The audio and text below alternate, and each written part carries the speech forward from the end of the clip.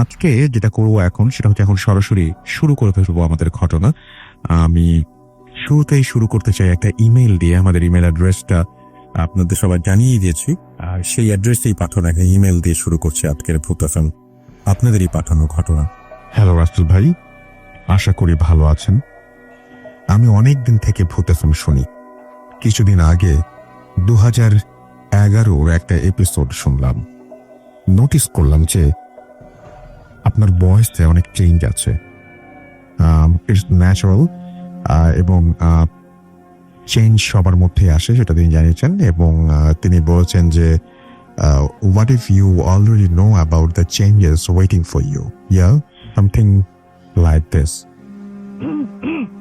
এরপরেই উনি ওনার লাইফের ঘটনাটি শেয়ার করেছেন। তিনি বলছেন যে আমি তায়ানিন এখন টরন্টোর একটি জায়গায় তিনি আছেন, এবং তিনি বলছেন অনেক ভাবলাম যে এই সিক্রেটটা শেয়ার করব না, কারণ এটা ভূত এফএমের কোনো স্টোরি না। অলওয়েজ এইসব আমার সাথে শুরু হয়, এনিওয়েজ এইসব আমার সাথে শুরু হয় 2015 থেকে। এটা খুব ছোট্ট একটা ঘটনা। আমার অরিজিনাল বাড়ি নারায়ণগঞ্জ হলেও আমি আমার নানার বাড়ি ময়মনসিংহেই বড় হয়েছি। 2015-তে লাইফে ফার্স্ট টাইম আমি নরসিংদীতে যাই, একটা গভর্নমেন্ট কলেজ অ্যাডমিশন নেই, as it was close two home,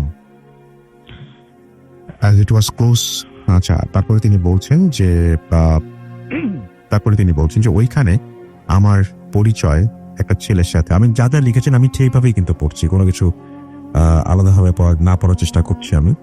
উনি যেভাবে লিখেছেন ওইখানে আমার পরিচয়, মানে যেহেতু পুরো ইংলিশে লেখা, তো আমার একটু মাঝে মাঝে ইংরেজি, উনি যেভাবে ইংরেজি লিখেছেন সেভাবে পড়বো, মাঝে মাঝে চেষ্টা করবো আপনাদের বাংলা করে দেওয়া। ওইখানে আমার পরিচয় একটা ছেলের সাথে। সাপোজ ধরুন যে তিনি হচ্ছে আমার, মানে তিনি বলছেন যে এক্স এরকম কিছু একটা, এবং তিনি তার নামটা তারপরে লিখেছেন এবং তিনি সেই নামটা অমিট করতে বলেছেন। তার সাথে দেখা হবার পর আমরা একটা সম্পর্কে জড়াই, আর স্টোরি শুরু হয় এইখানেই। এক্স যখন ফার্স্ট আমার হাত ধরে, সে তখন সমানে কাঁপছিল। আই ওয়াজ সারপ্রাইজড, এমনটা হওয়ার তো কথা না। হাই প্রিয় লিসেনার, কেমন আছেন? আশা করি ভালো আছেন। আজকের যে এপিসোডটি সেটি খুব ইন্টারেস্টিং, বিকজ বাছাইকৃত ঘটনাগুলো আমি এখানে শেয়ার করেছি। সবচেয়ে ভয়ানক ঘটনাগুলো হচ্ছে এগুলো, যেন আপনাদের শুনতে ভালো লাগে। তো আমরা বেশি কথা বলবো না, সেটা হচ্ছে আপনি চ্যানেলটি সাবস্ক্রাইব করে আপনার মতামত জানিয়ে দিতে কিন্তু ভুলবেন না, আর মাস্ট একটি লাইক করে দিবেন। তো চলুন আমরা মূল ঘটনায় ফিরে যাই। ধন্যবাদ। কারণ সে এর আগেও অনেকে মিট করেছে। Anyway, maybe he was nervous, so আমি ইগনোর করলাম। নেক্সট যখন ওর বাসায় ওর বোন আমাকে দেখে, উনি তো আরো বেশি উইয়ার্ড বিহেভিয়ার শুরু করে, আমাকে অনেক কোয়েশ্চেন করে, আর এমন ভাবে করে যেন আমাকে আগে থেকে সে চেনে, এবং মানে পরিচয়টা নতুন না আর কি। এরপর আমার সাথে তার ফ্যামিলিরও একই আচরণ করে। আমাদের অ্যাফেয়ার ছিল 3 মাসের। এর মাঝে আমি আমার এক্সকে কয়েকবার জিজ্ঞেস করি এই ডিফারেন্ট ট্রিটমেন্টের কথা, বাট সে মুখ খোলেনি। তারপর কোনো একটা আনএক্সপেক্টেড সিচুয়েশনের জন্য আমাদের বিয়ে হয়। আমরা চিলেকোঠার একটা ঘরে থাকতাম। আমার এক্স হাজব্যান্ড ঘুমের খুব পাগল, একবার ঘুমালে তাকে জাগানো খুব কষ্ট। ফার্স্ট নাইটে আমি ওয়াশরুমে যাবার জন্য তাকে ডাকি, বাট সে ওঠে না। সো আমি একাই বের হয়ে যাই, যদিও ভয় হচ্ছিল, বাট সাহস করে চলে যাই। যখন আমি ওয়াশরুম থেকে বের হই তখন আমার মনে হয় কেউ আমার কাঁধের ওপর জোরে জোরে নিঃশ্বাস ফেলছে, লাইক কেউ কিছু দেখার মতো, মানে কেউ কিছু আমার কানে কানে কিছু একটা বলার চেষ্টা করছে বা বলতে চাইছে। আমি এত পরিমাণ ভয় পাইছে, পিছনে তাকিয়ে কিছু দেখার মতো সাহস হয় নাই। দৌড়ে আমি ঘরে যাই আর ঘামতে থাকি। তারপর জানি না কখন ঘুমিয়ে পড়ি। তার 1 উইক পর আবার দুপুরে আজানের আগে আমি ছাদে ছিলাম। তখন আমি ছাদ থেকে দেখি একজন ফকির আমাদের বাসার গেটের সামনে দাঁড়িয়ে। আমাকে চেনে বা আমার জন্য এসেছে। আমাদের বাসার মাত্র দুই তলা বিশিষ্ট, এবং আমি ক্লিয়ারলি দেখলাম যে সেই লোকটা আমার চোখের সামনে বাতাসে মিলিয়ে গেল।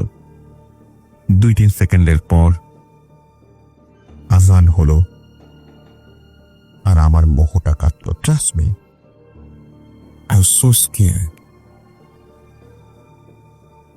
এটা বুঝতেই পারছি কিছু একটা মানে অস্বাভাবিক কিছু একটা ঘটছে, এবং আমি আমার এক্স হাজব্যান্ডের সাথে সেটা ডিসকাস করলাম। সারপ্রাইজিংলি সে এটাকে খুব হালকা ভাবে নিল, এবং আমি এবং আমি দেখতে পেলাম যে সে আমাকে মিথ্যা বলছিল। আমি খুব টেনশনে পড়ে যাই, ভাবলাম আমার আম্মুকে বলবো, বাট আমি খুব ভয় পাচ্ছিলাম এটা ভেবে যে সে হয়তো আমাকে বিশ্বাস করবে না। 1 মাস হয়ে যায় আমাদের বিয়ের। এই 30 দিনে মেরি 4-5 বার মাত্র বা 4-5 দিন কিছু হয়নি। বাকি 25 দিনই আমার সাথে কিছু না কিছু হয়েছে। আমি কিছু না কিছু এক্সপেরিয়েন্স করেছি। যেমন আমার অ্যাক্সেসরিজ, মানে যা কিছু আছে, জিনিসপত্র যা কিছু, এগুলো সবকিছু এক জায়গায় রাখলে আর এক জায়গায় চলে যায়। আমি ম্যাক্সিমাম সময় অসুস্থ থাকি। রাতে রুমে হাঁটার নয়েজ পাই, এবং মাঝ রাতে কারো খুব মৃদু ডাকে আমার ঘুম ভেঙে যায়, ইত্যাদি ইত্যাদি। 1 মাস পর ফার্স্ট বড় কিছু হয়। এবারও ওয়াশরুমে যে আমি আমার এক্সকে ডাকি যাবার জন্য, বাট সে এবার উঠে যায়, আমার সাথে বের হয়। ও ছাদের একটা কর্নারে দাঁড়ানো ছিল। আমি ওয়াশরুম থেকে বের হয়ে ওর কাছে যাই। কেন জানি ভয় লাগছিল না।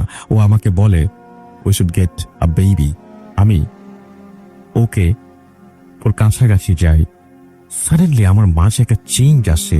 আমি বুঝতে পারি যে ও জোরে জোরে আমার ঘাড়ের উপরে নিঃশ্বাস ফেলছে, এবং মানে ঠিক সেই রকমটা যেটা আমি ফার্স্ট নাইটে বাথরুমের মধ্যে ফিল করেছিলাম। তার বডিটা আমার কাছে খুব কোল্ড মনে হয়।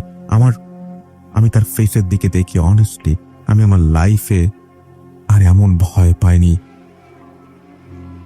এবং সে আমার হাজবেন্ড না, সে আমার হাজবেন্ড ছিল না।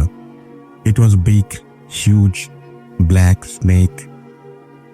আমি তার দিকে দেখার সাথে সাথেই সে যেন আমার দিকে পনা তোলে, বড় করে মুখ খুলে সাউন্ড করতে থাকে, মনে হয় যেন আমাকে ধমক দিল। আমি ভয়ে চোখ বুজে জোরে চিৎকার করতে থাকি। দেন কাউকে আমার হাজবেন্ডের রুম থেকে বের হয়ে আমার সামলানোর ট্রাই করে, বাট আমি তখন কাউকে ট্রাস্ট করতে পারছিলাম না। ও আমাকে রুমে নিয়ে যায় আর আমার মাথায় পানি দেয়। নিচে থেকে আমার মাদার ইন ল আসেন আর আমার হাতে পায়ে তেল মাসাজ করতে থাকেন। কোনো রকমের সকাল হয়। সকালে আমি আমার হাজব্যান্ডকে সব বলি। এইবার সে একটু সিরিয়াস ছিল, আর একটা হুজুরের কাছে আমাকে নিয়ে যাওয়া হলো। হুজুর 3 দিন টাইম নেন এবং আমাকে এক টুকরো পেপার দিয়ে ঘুমানোর আগে বুকে রেখে ঘুমাতে বলেন। বাট আমার সিকনেস আরও বাড়তে থাকে। বমি আর অ্যাবডোমিনাল পেইন বেরিয়ে যাচ্ছে। দেন we went to a doctor and get to know that I was pregnant, which was মানে খুবই সারপ্রাইজিং ছিল। এটা হওয়ার কথা না। আমি অবাক আর ভয় আর টেনশনে স্তব্ধ হয়ে যাই। আমার উইকনেস বেড়ে যায়, বাট মেডিসিনের যে মানে ইয়েটা সেটা ভালো হয়ে যায়। মেডিসিনের ফলে সেটা ভালো হয়ে যায় মেডিসিন নেওয়ার পরে। এবং প্রেগনেন্সির 2 মাস পর এক রাতে 3টা বা 3:15 দিকে আমার ঘুম ভাঙে। রিজন, একটা হালকা ঠান্ডা কিছু একটা আমার পা জড়িয়ে ধরে থাকে এবং আমার বেলি ব্যাটনে এসে জড়িয়ে ধরেছে, এরকম একটা কিছু, মানে বসেতে যে পেঁচিয়ে পেঁচিয়ে বসে আছে এরকম টাইপের একটা কিছু। এবং আমি বুঝতে পারছিলাম it was a snake. Most interesting thing হচ্ছে আমি একটা স্বপ্ন দেখি। আমার মুখে কথা বন্ধ হয়ে যায়। I could feel I had lost my baby. I could move, আমি নড়তে পারছিলাম না এবং আমার ব্লিডিং হচ্ছিল এবং লাস্ট 10 মিনিট ধরে after 10 minute I felt something very cold was climbing up. আচ্ছা, এবং মানে আস্তে আস্তে কোনো ঠান্ডা কিছু একটা তার স্টোমাকের দিকে উঠছে, স্টোমাক থেকে আস্তে আস্তে নেকে মানে গলার দিকে উঠছে এবং তারপর আস্তে আস্তে কানের কাছে যাচ্ছে এবং সেটা বলছে something in a different language. যখন আমি নড়াচড়া করার সব মানে সামর্থ্য পেলাম বা নড়াচড়া করতে পারলাম, আমি আমার হাজব্যান্ডকে ডাকলাম and he took me to the hospital. Doctor said it could be a life danger, but luckily I was safe.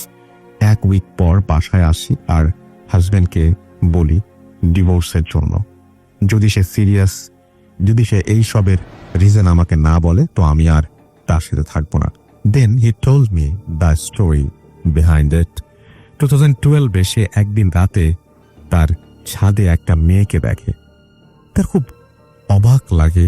ওই মেয়েটার কাছে সে যায়, তখন ওই মেয়েটা তাকে বলে 2015-য় তাদের বিয়ে হবে, একটা বেবি হবে, আবার মারাও যাবে। ওই মেয়ে আরো বলে যে বিয়ের পর তার হাজব্যান্ডের ফ্যামিলি অনেক ভালো কিছু পাবে অ্যান্ড সে তার হাজব্যান্ডকে নিয়ে যাবে। সব বলার পর মেয়েটা স্নেক হয়ে যায় আর চলে যায়। ইন্টারেস্টিং ব্যাপারটি কি জানেন, ওই ড্রিমটাতে যে মেয়েটিকে সে দেখে সে আর কেউ নয়, সে আমিই ছিলাম। আর তার জন্য আমার প্রতি সবার বিহেভিয়ার ওরকম স্ট্রেঞ্জ ছিল। তারা একটা হুজুরের কাছে আমাকে নিয়ে গিয়েছিল। হুজুর বলেছিলেন এইটা কোনো জিন করেছে, একটা মিররে ওই জিনের হেল্পে আমার হাজবেন্ডের বাসার সবাই আমার ফেস দেখেছিল, তাই সবাই আমাকে আগে থেকেই চিনত। জিন এটা কোনো কেন হয়েছে তা হুজুর বলেননি, শুধু বলেছেন যে আমি তাদের ফ্যামিলির জন্য লাকি, বাট আমার মারা যাবার পসিবিলিটি অনেক বেশি। তারা আমাকে যে হুজুরের কাছে নিয়ে গিয়েছিলেন তার রিজন ছিল if there was any way to save my life, but হুজুর সেড যে যতক্ষণ পর্যন্ত I am with my ex husband it's hard to say anything. আমি আমার প্রেজেন্ট কে সব বলি আর তারা আমাকে নিয়ে আসে। Then I got divorced and I moved to Canada, but কোনো অতীত কখনো আসলে কিছু কিছু অতীত ভোলা যায় না। Still I feel something around me, but it never hurts me. And যেটা বলছেন যে so this is my story, and তারপরে তিনি বলছেন যে আরো অনেক ইনসিডেন্ট আমার আছে তা যেগুলো আমি in future I can share. আর তারপরে তিনি বলছেন যে তিনি তার জন্য প্রে করতে বলেছেন এবং আমাদেরকে ধন্যবাদ জানিয়েছেন। Thank you very much. আমি আপনার ঘটনাটা পড়লাম, একটু থেমে থেমে পড়তে হলো যেহেতু ইংরেজিতে লেখা ছিল, বাট ঘটনাটা এত সুন্দর, মানে আমি সুন্দর বলছি কিন্তু আপনার লাইফে অনেক বড় একটা চেঞ্জ নিয়ে এসছে। এটা আপনার জন্য খুব খারাপ লাগছিল যখন পড়ছিলাম সেই মুহূর্তে, এবং আমার সত্যিই খুব কষ্ট হচ্ছিল যখন আপনার ব্যাপারগুলো জানছিলাম। একটা বাচ্চাকে হারানো এটা অনেক কষ্টের ব্যাপার, এবং তার চেয়েও কষ্টের ব্যাপার যে একটা ঘটনা সারা জীবন মানে এরকম একটা ভয় আতঙ্ক আপনি বলছেন যে এখন আপনি ফিল করতে পারেন এটা বয়ে নিয়ে বেড়ানো। তবে আমি বলবো যে এটা যে কারো লাইফেই এরকম যদি একটা ঘটনা মানে চোখের সামনে, আমি কি আশ্চর্যজনক ব্যাপার যে উনি বলছেন যে ওনার এক্স হাজব্যান্ড ছাদে একজন মানুষকে দেখেছিলেন, পেছন থেকে শুরু করি, এবং একটি মেয়েকে, যেই মেয়ে তার সঙ্গে বলেন জানিয়ে দেন, আগে থেকে জানিয়ে দেন। এটা এমন কিছু না যে হ্যালুসিনেট করেছেন, কারণ যা বলেছে 3 বছর পরে তাই হয়েছে যে 2015-এ বিয়ে হবে, তারপর একটা বাচ্চা হবে, যে বাচ্চাটা মারা যাবে, সব কিছু মিলে যায়। এবং এই মেয়েটির সাথে পরবর্তীতে দেখা হয় এবং দেখা হবার পরে বিয়ে হয়। সবকিছু খুব অদ্ভুত ব্যাপার, এবং এই জন্য বাড়ির মানুষজন খুব উইয়ার্ড বিহেভিয়ার করে। এই সব কিছু খুবই অদ্ভুত। কিভাবে আসলে মানে আপনি আবার ফিউচার থেকে আপনি আপনার পাস্টে ফিরে গেলেন, মানে আপনি 2015 থেকে কিভাবে আপনি 2012-এ গেলেন, এবং যে সেখানে আপনি আপনার যে তখন যিনি হাজবেন্ড ছিলেন না বা হাজবেন্ড হতে পারতেন তার সাথে কিভাবে ইনফরমেশন দিলেন, সবকিছুতে জিন দ্বারা হয়েছে আপনি বলছেন।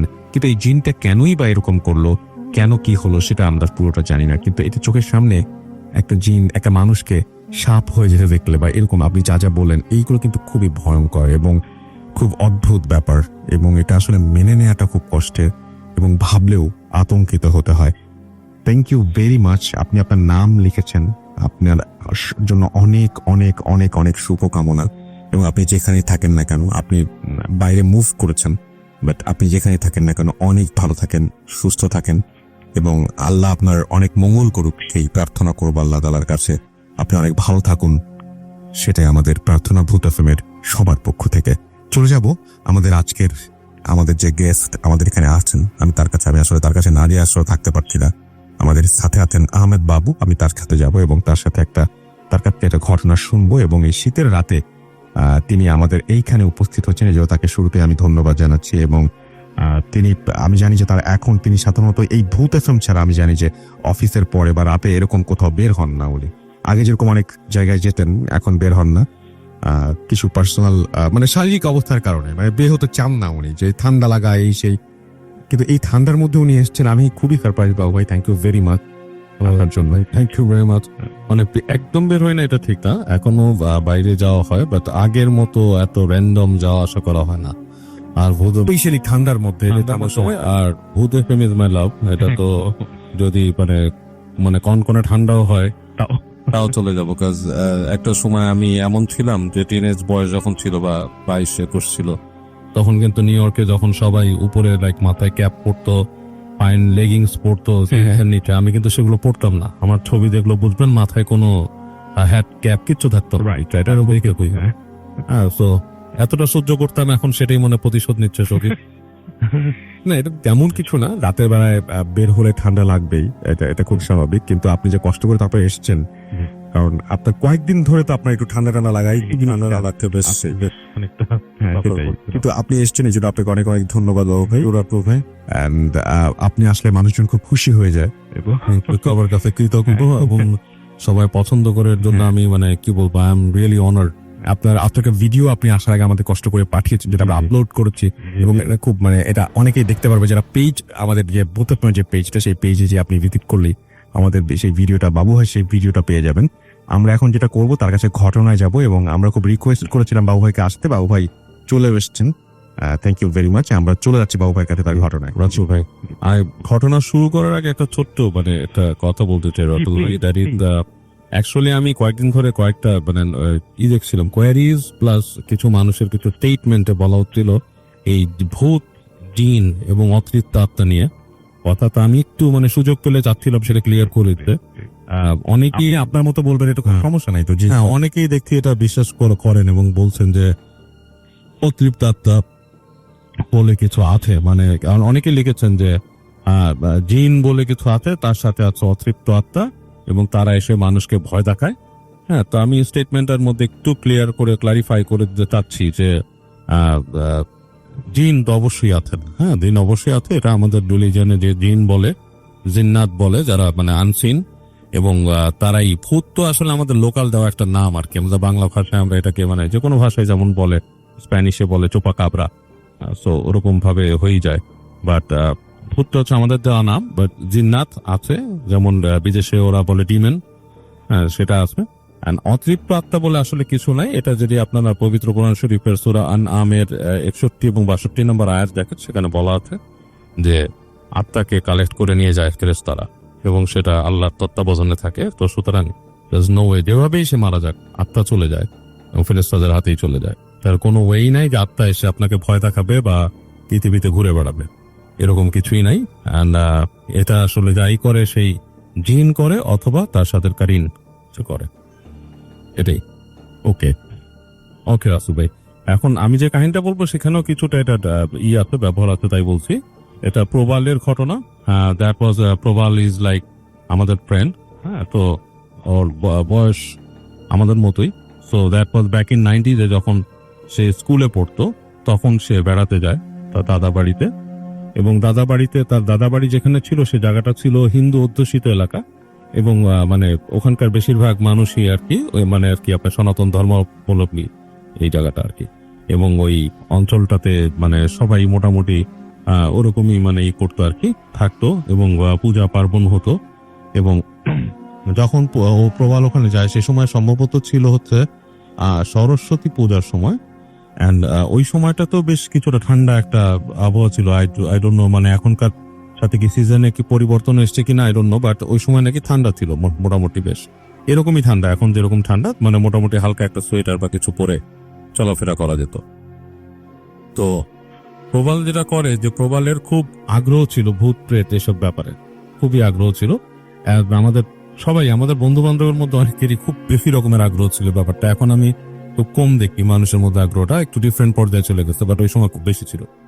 তো যেটা করে প্রবাল, ও বাড়িতে যায় এবং এই ভূত প্রেতের প্রতি আগ্রহ, কারণ গ্রামটা তার কাছে একটা ডিফারেন্ট এনভায়রনমেন্ট মনে হয় শহরের থেকে, যে এখানে বিদ্যুৎ, সন্ধ্যার পরে কোনো আলো নেই, হ্যাঁ, হেরিকেন, দেন আপনার মোমবাতি এগুলো জ্বালিয়ে রেখেছে মানুষ, কুপি জ্বালাচ্ছে, এবং একটা ডিফারেন্ট পরিবেশ। হ্যাঁ, এরকম সময় তো মনে করে গ্রামের যার কাছে সুযোগ পায় ভূত প্রেতের কথা আলাপ করে, এবং দেখা যাচ্ছে যে বেশিরভাগ মানুষই এই ধরনের জিনিসে বিশ্বাস অনেক বেশি। সবাই বলে সন্ধ্যার সময় এই জায়গায় যেও না, ওই জায়গায় যেও না। তো ওকে বলে যে তুমি কখনো রাতের বেলা খুলেও যদি তুমি গ্রামের বাজারে বা হাটেও যাও, পূজার আগের সময় যেহেতু এখানে অনেক গান বাজনা হয়, অনেক কিছু হয়, বাট ভুলেও কিন্তু ওই হাটের বাইরে যে নদীর পাড় ধরে হাঁটবা, এটা তুমি করবা না। কিন্তু নদীর পাড়ের একটা জায়গা আছে, যে জায়গায় নাকি ওইখানের ওই নদী, কি জানি নাম ছিল না, আমি ভুলে গেছি সঠিক যেটা বলছিল নদীর নামটা। বলছে যে ওই নদীরই একটা জায়গা আছে যেটার ব্যাংকটা অনেকটা কাইন্ড অফ লাইক, মানে পাড়টা অনেকটা মানে সমুদ্রের যেমন আমরা গেলে সোপান যেভাবে যায় ওই রকম একটা সোপান। তো বলছে ওই জায়গাটাতে দুপুরবেলা অনেক সময় যেটা হয়েছে, মানুষকে মেরে ফেলছে, ঠিক আছে, মানে মাটিতে পুঁতে ফেলে, করে বিভিন্ন। রাতের বেলাটাও অনেক খারাপ, ওখানে কোনো মাঝিও যায় না, তো তুমি ওই জায়গায় যাবা না। তো এই কথা বলাতে প্রবালের ভেতরে কিন্তু আসলে ওই জায়গাটা সম্বন্ধে কিউরিয়াসিটি বেশি তৈরি হচ্ছে। অ্যান্ড সে যেটা করে, একদিন এরকম রাতের বেলা গ্রামের ওই বাজারে যায়, যে এবং রাতের বেলা বেশ খানিকক্ষণ কাটিয়ে যখন ওই সময় বলছে যে ওখানে রাত 8টা 8:30টার মধ্যে ঘুমায় পড়তো গ্রামের মানুষ, 8টা 8:30 9টা। তো ও ঠিক সেই 8টা 8:30টার সময় ওখান থেকে বের হয় বাজার থেকে। হাই প্রিয় লিসেনার, কেমন আছেন? আশা করি ভালো আছেন। আজকের যে এপিসোডটি সেটি খুব ইন্টারেস্টিং, বিকজ বাছাইকৃত ঘটনাগুলো আমি এখানে শেয়ার করেছি। সবচেয়ে ভয়ানক ঘটনাগুলো হচ্ছে এগুলো, যেন আপনাদের শুনতে ভালো লাগে। তো আমরা বেশি কথা বলবো না, সেটা হচ্ছে আপনি চ্যানেলটি সাবস্ক্রাইব করে আপনার মতামত জানিয়ে দিতে কিন্তু ভুলবেন না, আর মাস্ট একটা লাইক করে দিবেন। তো চলুন আমরা মূল ঘটনায় ফিরে যাই। ধন্যবাদ। বাজার থেকে বের হয়ে সে আস্তে আস্তে হাঁটা দেয়, এবং সে নদীর দিকে হাঁটা দেয়, এবং ওর কাছে তখন কোনো টর্চ লাইট, যেটাকে বলে ফ্ল্যাশ লাইট, টর্চ লাইট বলতো, সে টর্চ লাইটও নেই, কিচ্ছু নেই, ও হেরে যাচ্ছে। তো তখন এক পর্যায়ে যখন গ্রামের শেষ প্রান্তটা পার হয়, তার মনে হয় যে আমার কাছে একটা আলো টালো কিছু রাখা দরকার। তো যেটা করে, সে একটা মোমবাতি কিনে নেয়, একটা ম্যাচেস কিনে সে নিজের কাছে রাখে, রেখে সে হাঁটতে থাকে। তো হাঁটতে হাঁটতে হাঁটতে হাঁটতে দেখে যে নদীর যেই মানে যেই অংশটা পর্যন্ত নৌকা ছিল, খেয়া পারাপারের একটা মাঝি থাকে, সেও নাই, তারপরে কয়েকটা নৌকা রাখা, এবং যে পন্ত নৌকা সেই বর্ডারটাও সে পার হয়ে যায়। এবং এখন যে সে হেঁটে যাচ্ছে আস্তে আস্তে, সে কিন্তু ঠিক সেই যে পাড়টা, নদীর যে জায়গাগুলো খারাপ বলা হয়েছে ওই জায়গায় যাচ্ছে সে। তো সে হেঁটে যাচ্ছে দেখে যে হাতের বাম দিকে এখন আর ঘর বাড়িও নেই, গাছপালা সব নদীর পাড় থেকে শুরু হয়ে গাছপালা শুকিয়েছে, এবং গাছপালার থেকে দূরে দেখা যাচ্ছে শস্য ক্ষেত অনেক দূর পর্যন্ত। এবং ও চাঁদটাও এমন একটা অবস্থায় যে চাঁদটা অর্ধেক মেঘে ঢাকা, এবং মানে আলো কমে যাচ্ছে প্রায় মেঘে। এরকম করতে করতে দূরে এক জায়গায় সে দেখে নদীর বালির পাশে চিকচিক, এবং দূরে একটা রেখা, মানে একটা কিছুর মতো দেখা যাচ্ছে নদীর পাড়ে। তো ও মনে করে যে এটা তো মেবি কিছু একটা। তো আস্তে আস্তে হেঁটে একটু যায়, যত কাছাকাছি যাচ্ছে দেখে যে ওটা আরো স্পষ্ট হচ্ছে। হতে দেখে একটা নৌকা ওখানে আছে। নৌকার উপরে সাধারণত ওখানে রাতে যেগুলো অ্যাক্টিভ নৌকা, মানে মাঝিরা যে থাকে, একটা কুপি থাকে বা কিছু থাকে, ওইটার উপরে কিছুই নেই। তো ও দেখতেছে ওই চাঁদের হালকা আলোতে যে নৌকার উপরে একজন মাঝি মানে একজন মানুষ বসা আর কি। মানুষটা পেছন ফিরে বসে আছে, এবং মানে তার গায়ে কি কাপড় পরা সেটা বোঝা যাচ্ছে না অন্ধকারে, কিন্তু মনে হচ্ছে মাথায়ও কিছু কাঁচানো। তো ও বলতেছে যে, এখান থেকে ডাক দিচ্ছে যে, এই যে ভাই 2-3 বার। তো ও লোক কোনো করতেছে না, কথার উত্তর দিচ্ছে না। সো আরো কাছে চলে যায়। নৌকাটা যখন নাকি সে একদম পাড়ে আসছে, নৌকার মানে গুলুইর কাছে, তখন সে পানির আওয়াজ পাচ্ছে, পানি এসে চপাত করে বাড়ি দিচ্ছে। আবার ডাকে, এই যে ভাই। তখন শেখর মাঝিটা একটু মুখ তুলে তাকায়, বলেন। বলে যে এখানে আপনি মানে এই যে আপনি কি এখান থেকে নদী পার করে ওই পারে নিয়ে যান? তখন বলে না। বলে তাহলে আপনি এখানে কি করতেছেন? বলে আমি বসে আছি। আপনি কি চান, আপনার কি দরকার? বলে আমি শুনছি এই জায়গায় নাকি ভুতুলে ব্যাপার স্যাপার হয়, ভূতে ধরে। কিসের ভুতুলে ব্যাপার স্যাপার? বলে ভূত আছে, এই আছে সেই আছে। তো ওই লোক কোনো উত্তর দেন ওতে। ও তখন বলে কি আমাকে আপনি একটু ভুতুলে জায়গাটা নিয়ে যেতে পারবেন? আপনি টাকা চাইলে আপনাকে দিব, আপনি চাইলে আপনাকে 50 টাকা পর্যন্ত দিব আমি। কারণ ও যখন এখানে আসছে ওই গ্রামে, তখন ও দেখছে যে নৌকা নদী পার হতে 1 টাকা দেয় মানুষ। ঠিক আছে, ব্যাক ইন সেই 90s সময় তখন নদী পার হতে 1 টাকা দেয়। তো ও বুঝতে 50 টাকা বেশ ভালো অ্যামাউন্ট কিন্তু তখন। তো ওই লোককে যখন বলে যে আমি 50 টাকা দিব, তো ওই লোক কোনো কথা না বলে ওকে মানে ইশারা করে নৌকাতে উঠতে। তো প্রবাল নৌকাতে উঠে, নৌকাতে ওঠার পরে ওই লোক ওকেই বলে মানে ওই যে সামনে একটা দাঁড়ের মতো দেখা যায় হাত দিয়ে। তো ওইটা নেয়, ওটা নিয়ে ও নিজে বুঝে যে ওকে ঠেলা দিতে বসে, তো ঠেলা দেয়। ঠেলা দিয়ে আস্তে আস্তে আস্তে করে নৌকাটাকে একটু সামনে নেয়, তারপর ওই লোক তাকে বেয়ে নিয়ে যাওয়া শুরু করে। এখন ও দেখে যে নদীটা ঠিক পার করে নিচ্ছে না, নদীর আরেক দিকে মানে আরো ওদিকে যে দিক দিয়ে ও হেঁটে যাচ্ছিল যেই দিকে, সেই দিকেই নিয়ে যাচ্ছে তাকে। হ্যাঁ, মানে নদীর মধ্যে দিয়ে, মানে নদীর মানে মাঝামাঝি নিয়ে যে চলে যাচ্ছে। তো ও চিন্তা করে কোথায় নিচ্ছে, কত দূরে আমি আবার আসবো কেমন, একবার চিন্তা করে, আবার চিন্তা করে ধুত দেখি কই নিয়ে যায়। তো এরকম নিয়ে যাচ্ছে ও এক সময় দেখলো যে গাছপালা শেষ, দুই পাশে বিশাল বিশাল মানে খালি খোলা প্রান্তর, এবং শুধু শব্দের মধ্যে সে পাচ্ছে নদীর মধ্যে হালকা বাতাসের শব্দ, ঠান্ডা লাগতেছে, আর ওই আপনার ওই গুলোই লোকটা যে দাঁড় বাইছে ওই দাঁড়ের কড়কড় কড়কড় আওয়াজ আর কি।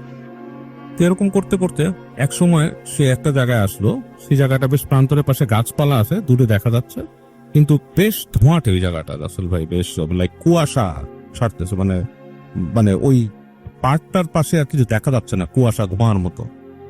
তো এবং এরই মধ্যে কিন্তু সমস্ত লোকালয়ের দূরের যে আলো সব হারায় গেছে, মানে ও কিন্তু এটা দেখতে না, পুরা রাতের অন্ধকার, চাঁদ যে হালকা মাঝে মাঝে উঠতেছে, এটার মধ্যে যা দেখতেছে এতটুকু।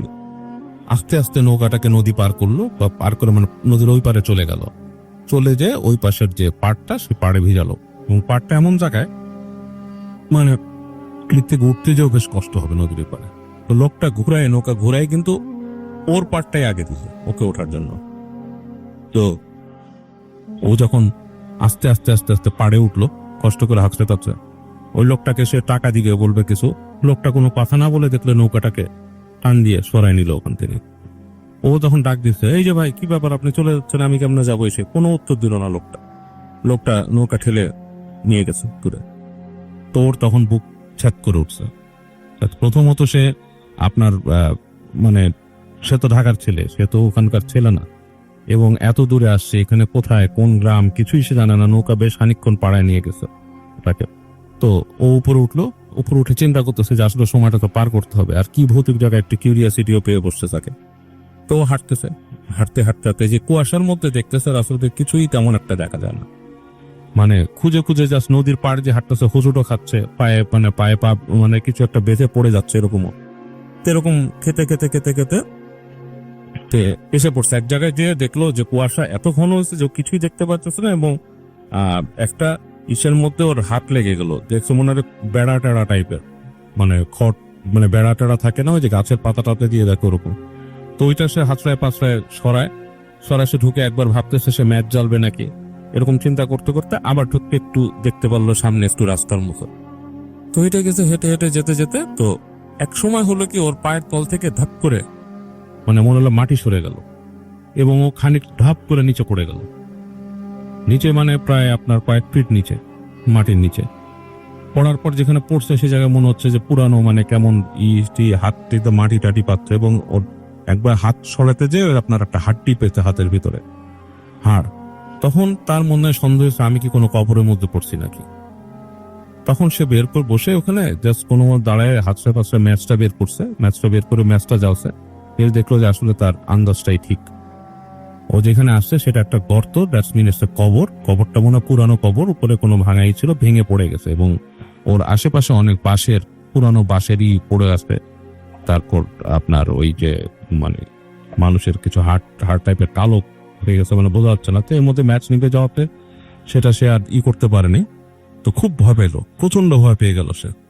তো কোনো মতে হাতড়ায় পাতড়ায় চেষ্টা করে কবরের উপর উঠে চিন্তা করতেছে কিভাবে কি যাবে না যাবে।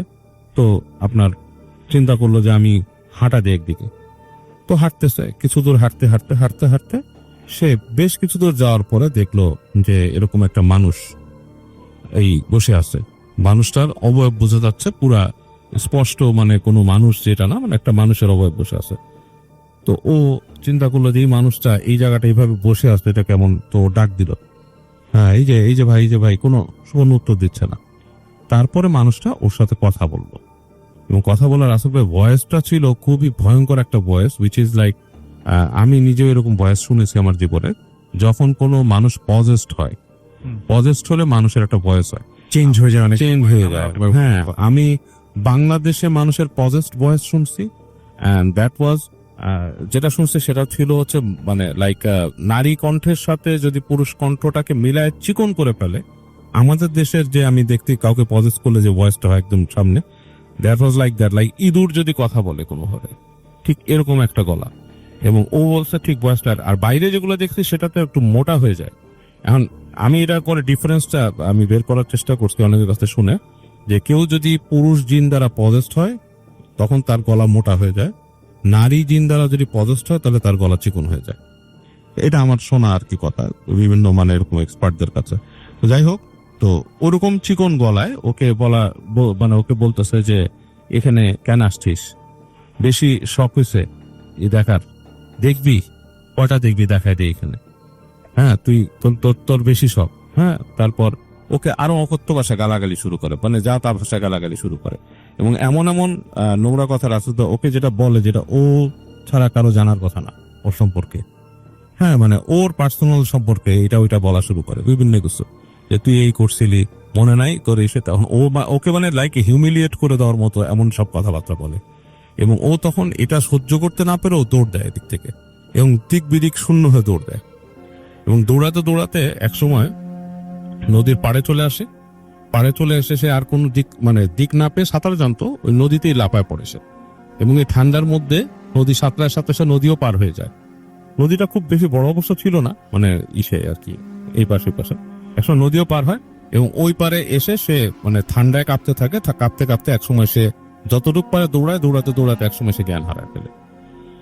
এবং পরদিন সকালবেলা ওর যখন হুঁশ ফিরে, মানে পরদিন সকাল বলতে কি, মানে ধরেন মানে যখন রোদ উঠে তখন সে দেখে যে তার হুঁশ ফিরছে, এবং তাকে তখনও কেউ নেয় নাই, সে একটা জায়গায় পড়ে আছে, যে জায়গায় আপনার ঘাস টাস আছে এবং কোনো মানুষজন নাই, এবং সে নিজে কাঁপতেছে, তার ডুবতেছে, তার জ্বর আসছে। এই অবস্থায় সে কোনো মতে হাঁচড়ে পাছড়ে ওই ওখান থেকে উঠে হেঁটে হেঁটে হেঁটে হেঁটে সে আপনার ওই বাজারের দিকে যায়, যে মানুষজনের সামনে কথা বলে, দোকানদারের সাথে কথা বলে, এবং প্রলাপ বকার মতো অবস্থা দেখে ওখানকার একজন মানুষ খোঁজখবর করে তার দাদার বাড়িতে তাকে নিয়ে আসে, এনে তাকে রাখে।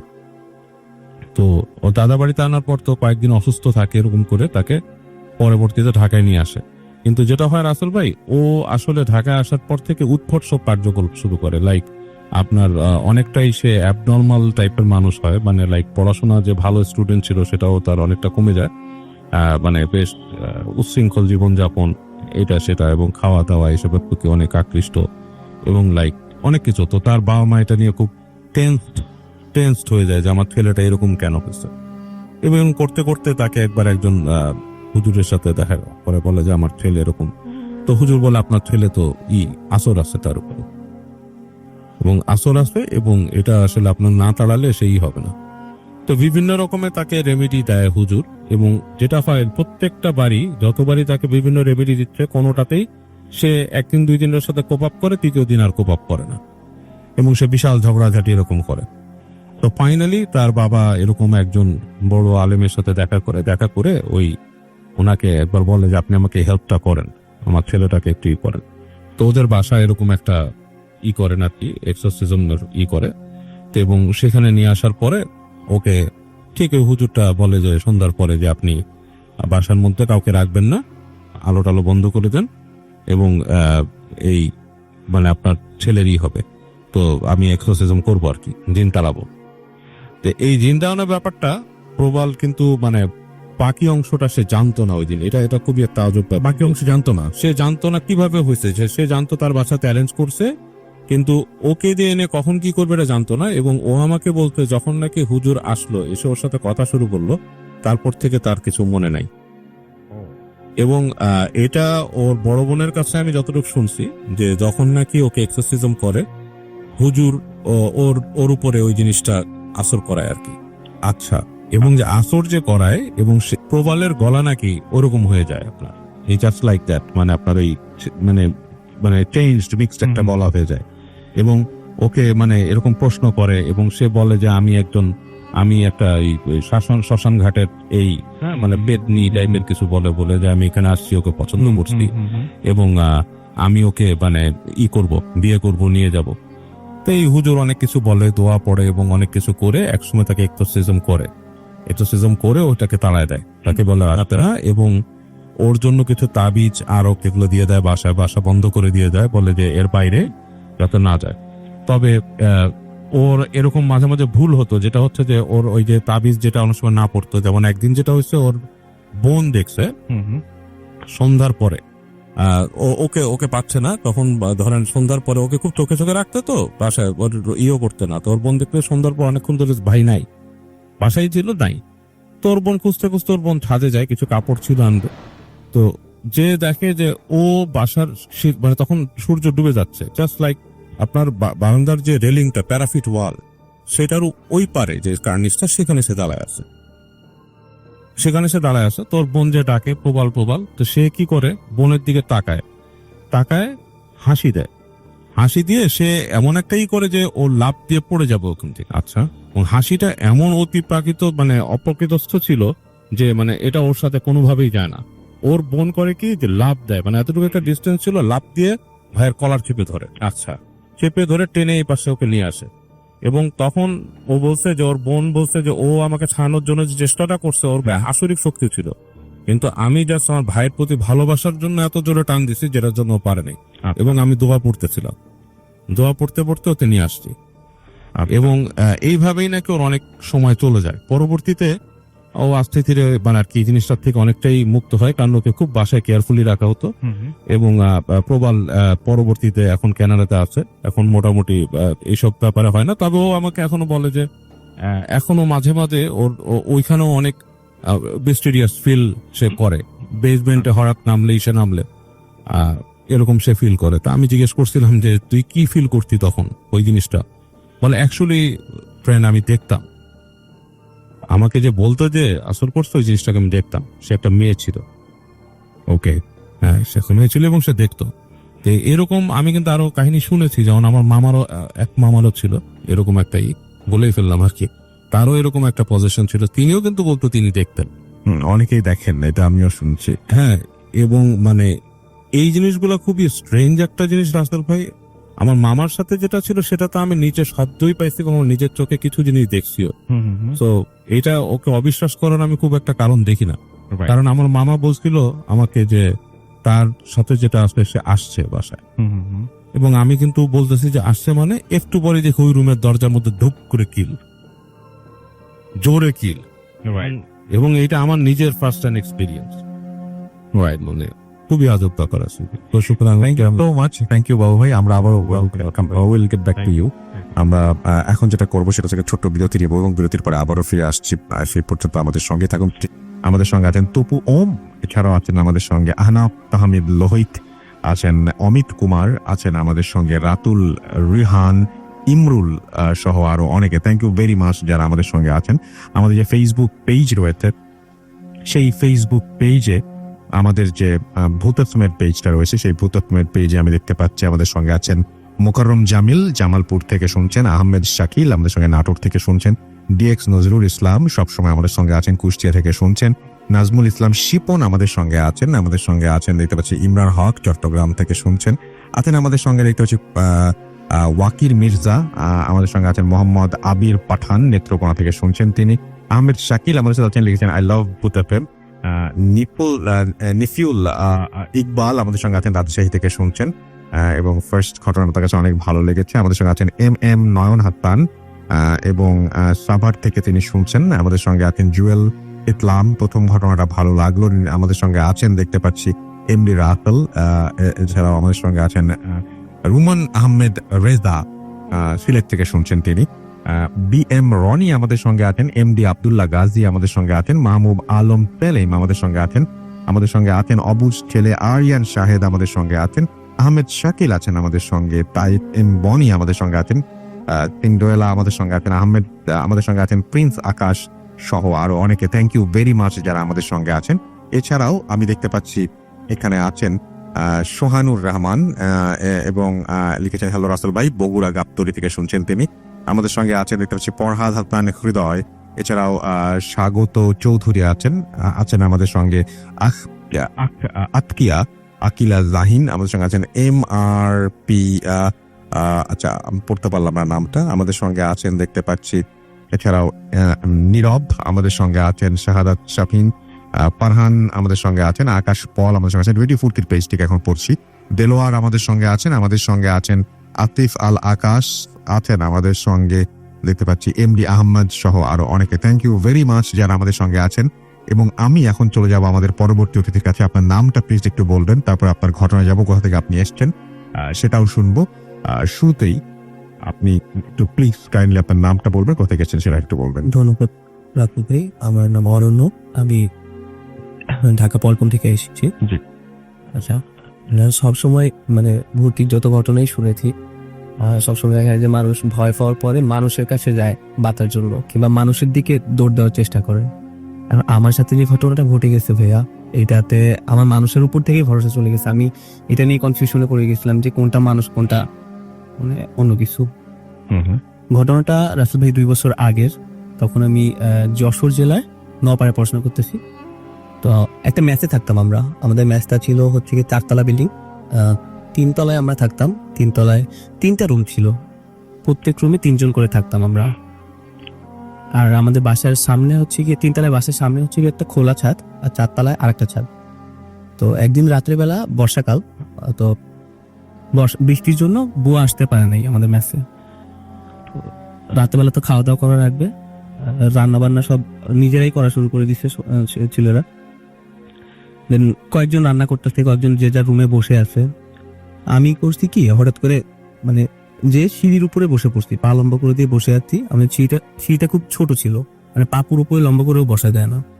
সিঁড়িতে বসে বসে আমি বৃষ্টি দেখতেছি, গান শুনতেছি হেডফোনে। হঠাৎ আমি খেয়াল করলাম যে আমার এক ছোট ভাই ম্যাচের অনিক, ও আমাকে ক্রস করে ছাদের দিকে চলে গেল। ও যাওয়ার 2 মিনিট পরে আমি চিন্তা করলাম যে ও গেছে, আমিও যাই। আমি পেছন পেছন গেলাম ছাদের। আমি ছাদে উঠে দেখি যে ও একদম কর্নারে, ছাদের একদম কর্নারে দাঁড়িয়ে আছে। তো একটা শেডের নিচে। আমি আস্তে আস্তে ওর পেছনে দিয়ে ওরা ডাক দিলাম যে অনেক কি করিস। তো একটু চমকায় উঠে, যেটা ইউজুয়ালি হয় না, ওইভাবে চমকায় উঠে না। তো ও বলতেছে ভাইয়া আমি তো আসছি একটা জিনিস দেখার জন্য, ওই ছাদে কিছু একটা আছে, সামনে বসে ছাদে কিছু একটা আছে, কি আছে সেটা দেখতে আসছি। আমি বলতেছি কি আছে ওই ছাদে? বলতেছি তুমি দাঁড়াও আমার সাথে, দেখতে পাবা। তো আমি কিছুক্ষণ ওর সাথে দাঁড়িয়ে থাকলাম, দাঁড়ায় দেখতেছি বিদ্যুতের আলো চমকাচ্ছে, কিছুই দেখা যায় না। তো আমি কিছুক্ষণ পর বললাম যে কই কিছুই তো নাই। তো তারপর আমি আমার হেডফোন খুলে একটা হেডফোন ওর কাঁধে দেই গান শোনার জন্য। কিছুক্ষণ আমরা একসাথে দাঁড়ায় গানও শুনি। গান শোনার পর তার 2-3 মিনিট পরে ও মানে ওর হেডফোন মানে ওর ফোনটা আমার হাতে দেয়। আমার হাতে দিয়ে ও বলতেছে ভাইয়া ফোনটা একটু ধরো, আমি একটু বৃষ্টিতে ভিজবো। খালি গায়ে ছিল, হাফ প্যান্ট পরে। তো আমাকে ফোনটা দিয়ে ও মানে শীত থেকে বের হয়ে নিচে মানে বাইরে যায়, যে ও বৃষ্টিতে ভিজতেছে। বৃষ্টিতে ভিজতে ভিজতে ও আমাকে হঠাৎ করে বলে যে মানে ওর চুলগুলো, ওর চুলে ছুটি করতো, তো চুলটা হঠাৎ করে সব ছেড়ে দিয়ে সামনের দিকে আইনা বলতেছে যে ভাইয়া দেখো তো আমাকে দেখে ভয় লাগে কিনা। আমিও মানে জিনিসটা ফাইজলামি হিসেবে নিতেছি। আমি শয়তানি করে বলতেছি যে তুই যে কালা, তোলে তো অন্ধকারে দেখাই যায় না। তার 2-3 মিনিটের মধ্যেই এশা আজান দিয়ে দেয় রাসেল ভাইয়া। তো এশা আজান দেওয়ার সাথে সাথে অনেকেই আমাকে বলতেছে যে ভাইয়া চলো নিচে নেমে যাই। তো আমি বলছি আচ্ছা ঠিক আছে চল যাই। তো আমি ভাইয়া গেট দিয়ে আগে বের হয়েছি, ও আমার পেছনে। তো 4 তলা থেকে 3 তলায় নেমে আমি বাসায় ঢুকে, তখনও কারেন্ট আসে নাই ভাইয়া। তো আমি বাসায় ঢুকে সর্বপ্রথম অনিকের রুমেই ঢুকছি। অনিকের রুমে ঢুকে আমি যেটা দেখি যে অনিক বেডের উপরে শুয়ে আছে। এটা দেখে তো ভাই আমি প্রথমে মানে আমি ভয় পেয়ে গেছি যে আমি এখানে ভুল দেখতেছি নাকি উপরে ভুল দেখলাম। তো আমি দৌড় দিয়ে আবার সাথে সাথে ছাদে চলে গেছি, আমি কোথায় ভুল দেখছি। তো আমি ছাদেতে দেখলাম টোটাল ছাদ ফাঁকা, ছাদে কেউ নাই। আমি যেদিকে এটাকে ছাদের উপরে মানে ট্যাঙ্কির উপরে যে জায়গাটা থেকে ওই দিকেও তাকাইছি, ওইখানেও কেউ নাই। মানে পরে আবার আস্তে আস্তে আমি যে হাঁটতে হাঁটতে যখন নিচে নামছি তখন আমার হচ্ছে গা হাত পা কাঁপতেছে ভাইয়া। আমি মানে বাসায় যখন আবার ঢুকছি তখন আমার মানে হঠাৎ করে খেয়াল হলো যে ও আমার কাছে ছাদে বৃষ্টিতে ভেজার আগে যে ফোনটা দিছিল, ফোনটা ভাইয়া তখন আমার হাতে। এটা ভাইয়া আমার সাথে ঘটে স্টোরি। তো আমি এটার ব্যাখ্যা এখন পর্যন্ত মানে পাই নাই আর কি। এখনো পর্যন্ত আপনি আর ব্যাখ্যা পাননি। থ্যাংক ইউ ভেরি মাচ আপনার ঘটনার জন্য। আমরা আবারও আপনার কাছে ফিরে আসবো এবং এই মুহূর্তে আমি আবারও চলে যাব বাবু ভাইয়ের কাছে। ঘড়িতে সময় রাত 12:51। আমার সঙ্গে আছেন আহমেদ বাবু। আমরা চলে যাচ্ছি তার দ্বিতীয় ঘটনায়। চল। ওকে রাসেল ভাই, এটা আর কি মোহাম্মদপুরের একটা বাসার কাহিনী। জি, এটা হচ্ছে সোহেল আর কি, সোহেলের কাছ থেকে শোনা। ওদের বাসায় ওরা মানে আপনার ওঠে। এটা মোহাম্মদপুরের বেশ পুরানো একটা জায়গা। মোহাম্মদপুর কিন্তু বেশ বড়, আপনি জানেনই, এখানে অনেকগুলো সেগমেন্ট আছে। এটা মানে পুরানো একটা অঞ্চল যেখানে কলোনি এন্ড স্টাফস আছে বেশি। তো এরকম একটা বাসায় ওরা ওঠে, এন্ড দ্যাট ওয়াজ আপনার স্বাধীনতা পরবর্তীকালে আর কি। তো যখন উঠে বাসাটা উঠেই তারা দেখে বাসাটা কেমন যেন মানে ধ্বংসপ্রাপ্ত বাসার মতো। মানে বাসার মধ্যে এটা অন্যরকম, ওইটা অন্যরকম, ভাঙাচোরা এরকম এসে। তো জিজ্ঞেস করে যে এটা কেন, বলে যে এখানে আর্মিরা থাকতো আর কি। আর্মিরা এসে মোহাম্মদপুরে অনেক বাসায় আর্মিরা এরকম নিয়ে নিয়েছিল, নিয়ে এখানে থাকতো ওই যে পাকিস্তান আর্মিরা, এবং ওখানে কনসেন্ট্রেট করতো আর কি মানুষকে, মানে কনসেন্ট্রেশন ক্যাম্প টাইপের করতো আর কি। ধরে এনে মুক্তিযোদ্ধা বা এদেরকে পেলে কাউকে জিজ্ঞেস করতে এরকম। তো ওরা শুনে জিনিসটা করে, এখন যেহেতু তার বাবার চাকরি সূত্রে ওখানে আসা এবং তাদের থাকতেই হবে ওই বাসায়, তো থাকে। তো ওই বাসাতে প্রথম যখন ওঠে তখন থেকেই কিছু অ্যাবনর্মাল ব্যাপার খেয়াল করে, যে যখন ঘুমাতে গেছে আর কি, তখন রাতের বেলা ওরা ফিল করতো আর কি, যে ওই সোহেল আর তার ভাই একজন ছিল, ওরা দুইজন শুইতো এক রুমে আর কি। তো ওই রুমের পাশে যে অংশটা, ওই জায়গাটার মধ্যে মনে হতো করিডোরের মধ্যে কে হাঁটতেছে, খটখট মানে রাত্রেবেলা বন্ধ করে দিচ্ছে। পরিবেশটা এরকম রাসেল ভাই, এটা শুনতে হয়তো অনেক ইজি মনে হচ্ছে, বাট হচ্ছে সব লাইট টাইট বন্ধ করে যখন শুয়েছে, আপনি যদি মনে করেন আপনার দরজার এই পাশে ছোট্ট করিডোরটা, ওই জায়গাতে কেউ হাঁটাচলা করতেছে, চিন্তাও করা যায় না আসলে। হ্যাঁ, এবং ওরা প্রথম মনে করে যে হাঁটাচলা করতেছে কে, এখানে কোনো মানুষ, এবং মনে হচ্ছে যে নিঃশ্বাস করতেছে জোরে জোরে করতেছে। তো এবং ওই রুমটার মধ্যে ডার্কনেসটা আস্তে আস্তে বেড়ে যেত, মানে মনে হয় কি অন্ধকারটা আরো ঘনীভূত হয়ে অন্ধকার হয়ে যাচ্ছে। এবং সোহেল বলল প্রথম দিকে তার ঘুমই আসতেছিল না, মানে এমন ভয়ঙ্কর ব্যাপার যে সে কাঁপতে কাঁপতে তার ভাইকে হাত দিয়ে উঠেছে, ভাইয়া ভাইয়া। তো ভাই বলছে কি, বলছে যে কেমন দিন লাগতেছে এখানে, কেমন লাগতেছে। ওর ভাই আবার এতটা ফিল করে নাই, বলছে কেমন লাগতেছে, বলে যে কেমন দিন লাগতেছে। তো ওর ভাই বলছে ঘুমা, তো ঘুমায় গেছে। পরবর্তীতে কিন্তু ওর ভাইয়ের কাছে ও শুনছে যে আসলেই তার ভাইও ফিল করতে, কিন্তু ও ভয় পাবে দেখে বলতো না। তো এটা মানে পরবর্তীতে প্রকাশ হয়ে যাওয়ার পরে, তো এটা হচ্ছে প্রথম দিকেই তার মনে হতো। এবং এই যে হাঁটার ব্যাপারটা প্রতি রাতেই ঘটা শুরু করলো, এবং প্রতিদিনই ও রাতের বেলা এরকম ফিল করতো যে কেউ যে হাঁটে এবং কেমন নিঃশ্বাস ফেলে। তো যখন জিনিসটাতে কয়েকদিন যাওয়ার পর যে ইউজ টু হয়ে গেছে, ও যখন বললো যেটা আমার একটু দেখতে হবে ঘটনাটা কি, তো তখন ও কি করে একদিন আস্তে করে উঠে, যদিও ঘর পুরো অন্ধকার, ঘুরঘুরটি অন্ধকার ঘরের মধ্যে। তো ও যেটা করছিল, হাতের মধ্যে তসবিহ রেখে দিয়েছিল, ওর মানে বাবার মানে রেডিয়াম তসবিহ, যেটা নাকি আলো চলে, ওইটা রাখছিল, অন্ধকার হয় দেখে। তো ওইটা হাতে নিয়ে সে আস্তে আস্তে মশারির বাইরে যায় এবং সে পা ফেলে। তো পা ফেলো তখন তাকে তখনও শব্দ আসতেছে ওই হাঁটার এবং নিঃশ্বাস ফেলার। তো আস্তে আস্তে আস্তে আস্তে আস্তে করে হেঁটে হেঁটে ঠিক ওই দরজাটার সামনে যায়, যে ওই পাশে যে করিডোরটা কি আছে, তখন ওর কাছে মনে হয় কে যেন ফিস ফিস করতেছে, কথা বলতেছে, মানে লাইক দুইজন মানুষ কথা বললে যেরকম সেরকম ফিস ফিস ফিস ফিস শব্দ, আর তার মধ্যে আবার নিঃশ্বাস ফেলা শব্দ, এবং একবার জোরে নিঃশ্বাস ফেলা শব্দ। ও করে কি, দরজার মধ্যে আস্তেই করে যে কান পাত, এই দরজার মধ্যে কান পাতার সাথে সাথে রাসেল ভাই দরজার মধ্যে দ্রিম করে লাথি মারে কে, এবং এই লাথিটা যখন মারে তখন সে মনে করেন যে ছিটকে প্রায় 2-3 হাত দূরে সে সরে আসছে। ও সরে এসে চিন্তা করতে কি হয়েছে, মানে ওর মানে আত্মা নাই পুরা। ওর ভাইও উঠে গেছে লাফ দিয়ে, যে কি হলো, এত জোরে শব্দ হয়েছে, ভাইও উঠে গেছে। ভাই উঠে যাওয়ার পর ওরা রুমের লাইটটা জ্বালালো, লাইটটা জ্বালানোর পরে আস্তে আস্তে গেছে, যে দরজাটা আস্তে করে খুলছে, দরজার মধ্যে হুড়কো ছিল।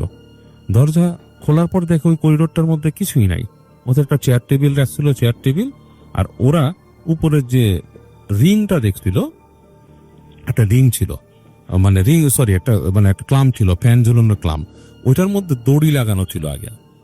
ওইটার সাথে ওরা দুই ভাই কি করছিল, এসেই পরের দিন রিং ঝুলাইছিল ওখানে ঝোলার জন্য।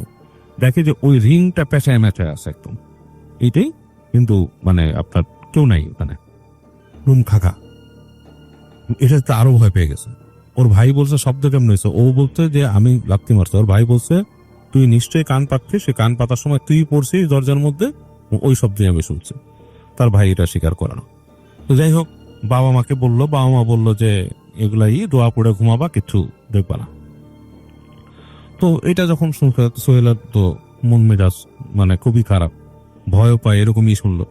এখন পরদিন যখন আবার ঘুমাইতে আসছে, এইবার ওরকে মনে হচ্ছে যে ঠিক ও যে শুচ্ছে, ওর রুমটা এরকম ছিল যে একটা দরজা, দরজার পাশে একটা জানালা, জানালার পাশে ওদের খাট, জানালাটাও লাগালো, দরজাটাও লাগালো, এবং ওই পাশ থেকেই ও শব্দগুলা পায় আর কি।